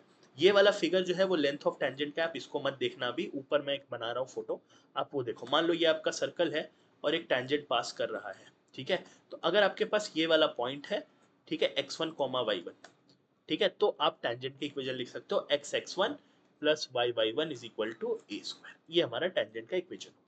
अब बात करते हैं सेवन वाला कि सर लेंथ ऑफ टेंजेंट कैसे निकालेंगे। तो लेंथ ऑफ टेंजेंट के लिए आपको क्या करना है कि आपके पास एक पॉइंट होना चाहिए जो सर्कल के बाहर हो, यहाँ जैसे X X one comma Y one, ठीक है। तो आप वहां से, ठीक है, मतलब यहाँ से आपने टेंजेंट ड्रॉ किया है, x1 y1 से आपने टेंजेंट ड्रॉ किया है। क्योंकि देखो लेंथ ऑफ टेंजेंट का मतलब क्या है, टेंजेंट तो ऐसे इनफाइनाइट तक चलता जाएगा ना। आपको किसी पॉइंट से उस पॉइंट तक का लेंथ निकालना पड़ेगा, है ना। इस पॉइंट से इस पॉइंट तक का ही आप निकाल सकते हो ऐसे, क्योंकि ये टेंजेंट तो चलता जाएगा, ये तो इनफाइनाइट लेंथ का टेंजेंट है ना। तो आप किसी पॉइंट के रिस्पेक्ट में ही उसका लेंथ निकाल सकते हो कि हाँ बताओ भैया यहाँ से यहाँ तक कितना बड़ा है आपका टेंजेंट, है ना। तो आपके पास एक आउटसाइड द रीजन वाला पॉइंट होना चाहिए, वो वाला आपको कुछ नहीं करना है, पॉइंट उठा के इसमें रख दो और उसका रूट ले लो। मतलब सर्कल के अंदर जो है आपने रखा और उसका रूट ले लिया, वहां से आपका क्या आ जाएगा, लेंथ ऑफ टेंजेंट आ जाएगा, ठीक है। नेक्स्ट बात करते हैं इक्वेशन ऑफ नॉर्मल। तो नॉर्मल के लिए भी वैसे तो ये बहुत बहुत रेयर केस में पूछे जाने वाली चीज है, बट अगर पूछी जाएगी तो आपको कुछ नहीं करना है। यहाँ पर आपको जैसे इक्वेशन जो दे रखी है सर्कल की, जो भी इक्वेशन नॉर्मल वाली होती है, ठीक है, आपके पास सेंटर होना चाहिए। सेंटर आप कैसे निकालोगे, इसका माइनस हाफ से मल्टीप्लाई करके, इसको भी माइनस हाफ से मल्टीप्लाई करके, ठीक है। सेंटर आ गया, एक पॉइंट मिला जिसपे आप नॉर्मल बना रहे हो। नॉर्मल क्या होता है, बेसिकली जो परपेंडिकुलर होता है, ठीक है। और यहाँ पर जैसे ही आपको नॉर्मल निकालना है तो आपके पास एक पॉइंट होना चाहिए कि जिस पॉइंट पे वो सर्कल पे नॉर्मल है, ठीक है, जिस सर्कल के पे परपेंडिकुलर है, आपके पास सेंटर होने चाहिए। आप डायरेक्टली ये वाला फॉर्मूला लगा के निकाल सकते हो। क्लियर है? देखो सर्कल से यार अगर आप कॉमेट के का प्रीवियस ईयर क्वेश्चंस देखोगे तो बहुत कम सवाल आए हुए हैं, मतलब ना के बराबर। बिटसेट में देखोगे तो सवाल आते हैं, जनरल फॉर्म ऑफ सर्कल पे सवाल आते हैं, टेंजेंट पे भी सवाल आए हुए हैं, लेकिन बहुत ज़्यादा सर्कल जो है वो अब मैं बोलूँगा एग्जामिनर का प्यारा नहीं है। तो आपको टेंशन लेने की ज़्यादा ज़रूरत नहीं है सर्कल की केस में। फॉर्मूले पता होने चाहिए। एंड इसके अलावा भी बहुत सारे फॉर्मूले होते हैं, डायरेक्टर सर्कल का, कॉर्ड ऑफ कॉन्टैक्ट का, फैमिली ऑफ सर्कल का, बट वो सब आपको करने की ज़रूरत नहीं है। वो जेईई एडवांस का सिलेबस है एंड ऊपर से अगर वो आता भी है ना भाई, उसको छोड़ के जा, कितने फॉर्मूले याद रखेगा। तू कमेंट के दे रहा है, तू बिटसेट दे रहा है, बिटसेट तो चलो मैं बोल ऐसा बुरा मत मानना, but BITSAT is still not JEE. You are getting BITS Pilani which is comparable to top NITs and even some IITs. लेकिन एग्जाम तो अलग अलग है ना दोनों। आप जेईई एडवांस की तैयारी नहीं कर रहे हो, आप बिटसेट और कमेंट की तैयारी कर रहे हो, तो इतना ज्यादा फॉर्मूला रट के जाने की जरूरत नहीं है। इस ये पार्ट वन में जितने फॉर्मूले मैंने कराए हैं, जितने फॉर्मूले मैंने आपको बताया, जितने फॉर्मूले को मैंने एप्लीकेशन आपको समझाया है, उसके बाद आपको थोड़ा प्रैक्टिस करना पड़ेगा, तभी ये यूजफुल होगा, नहीं तो नहीं होगा।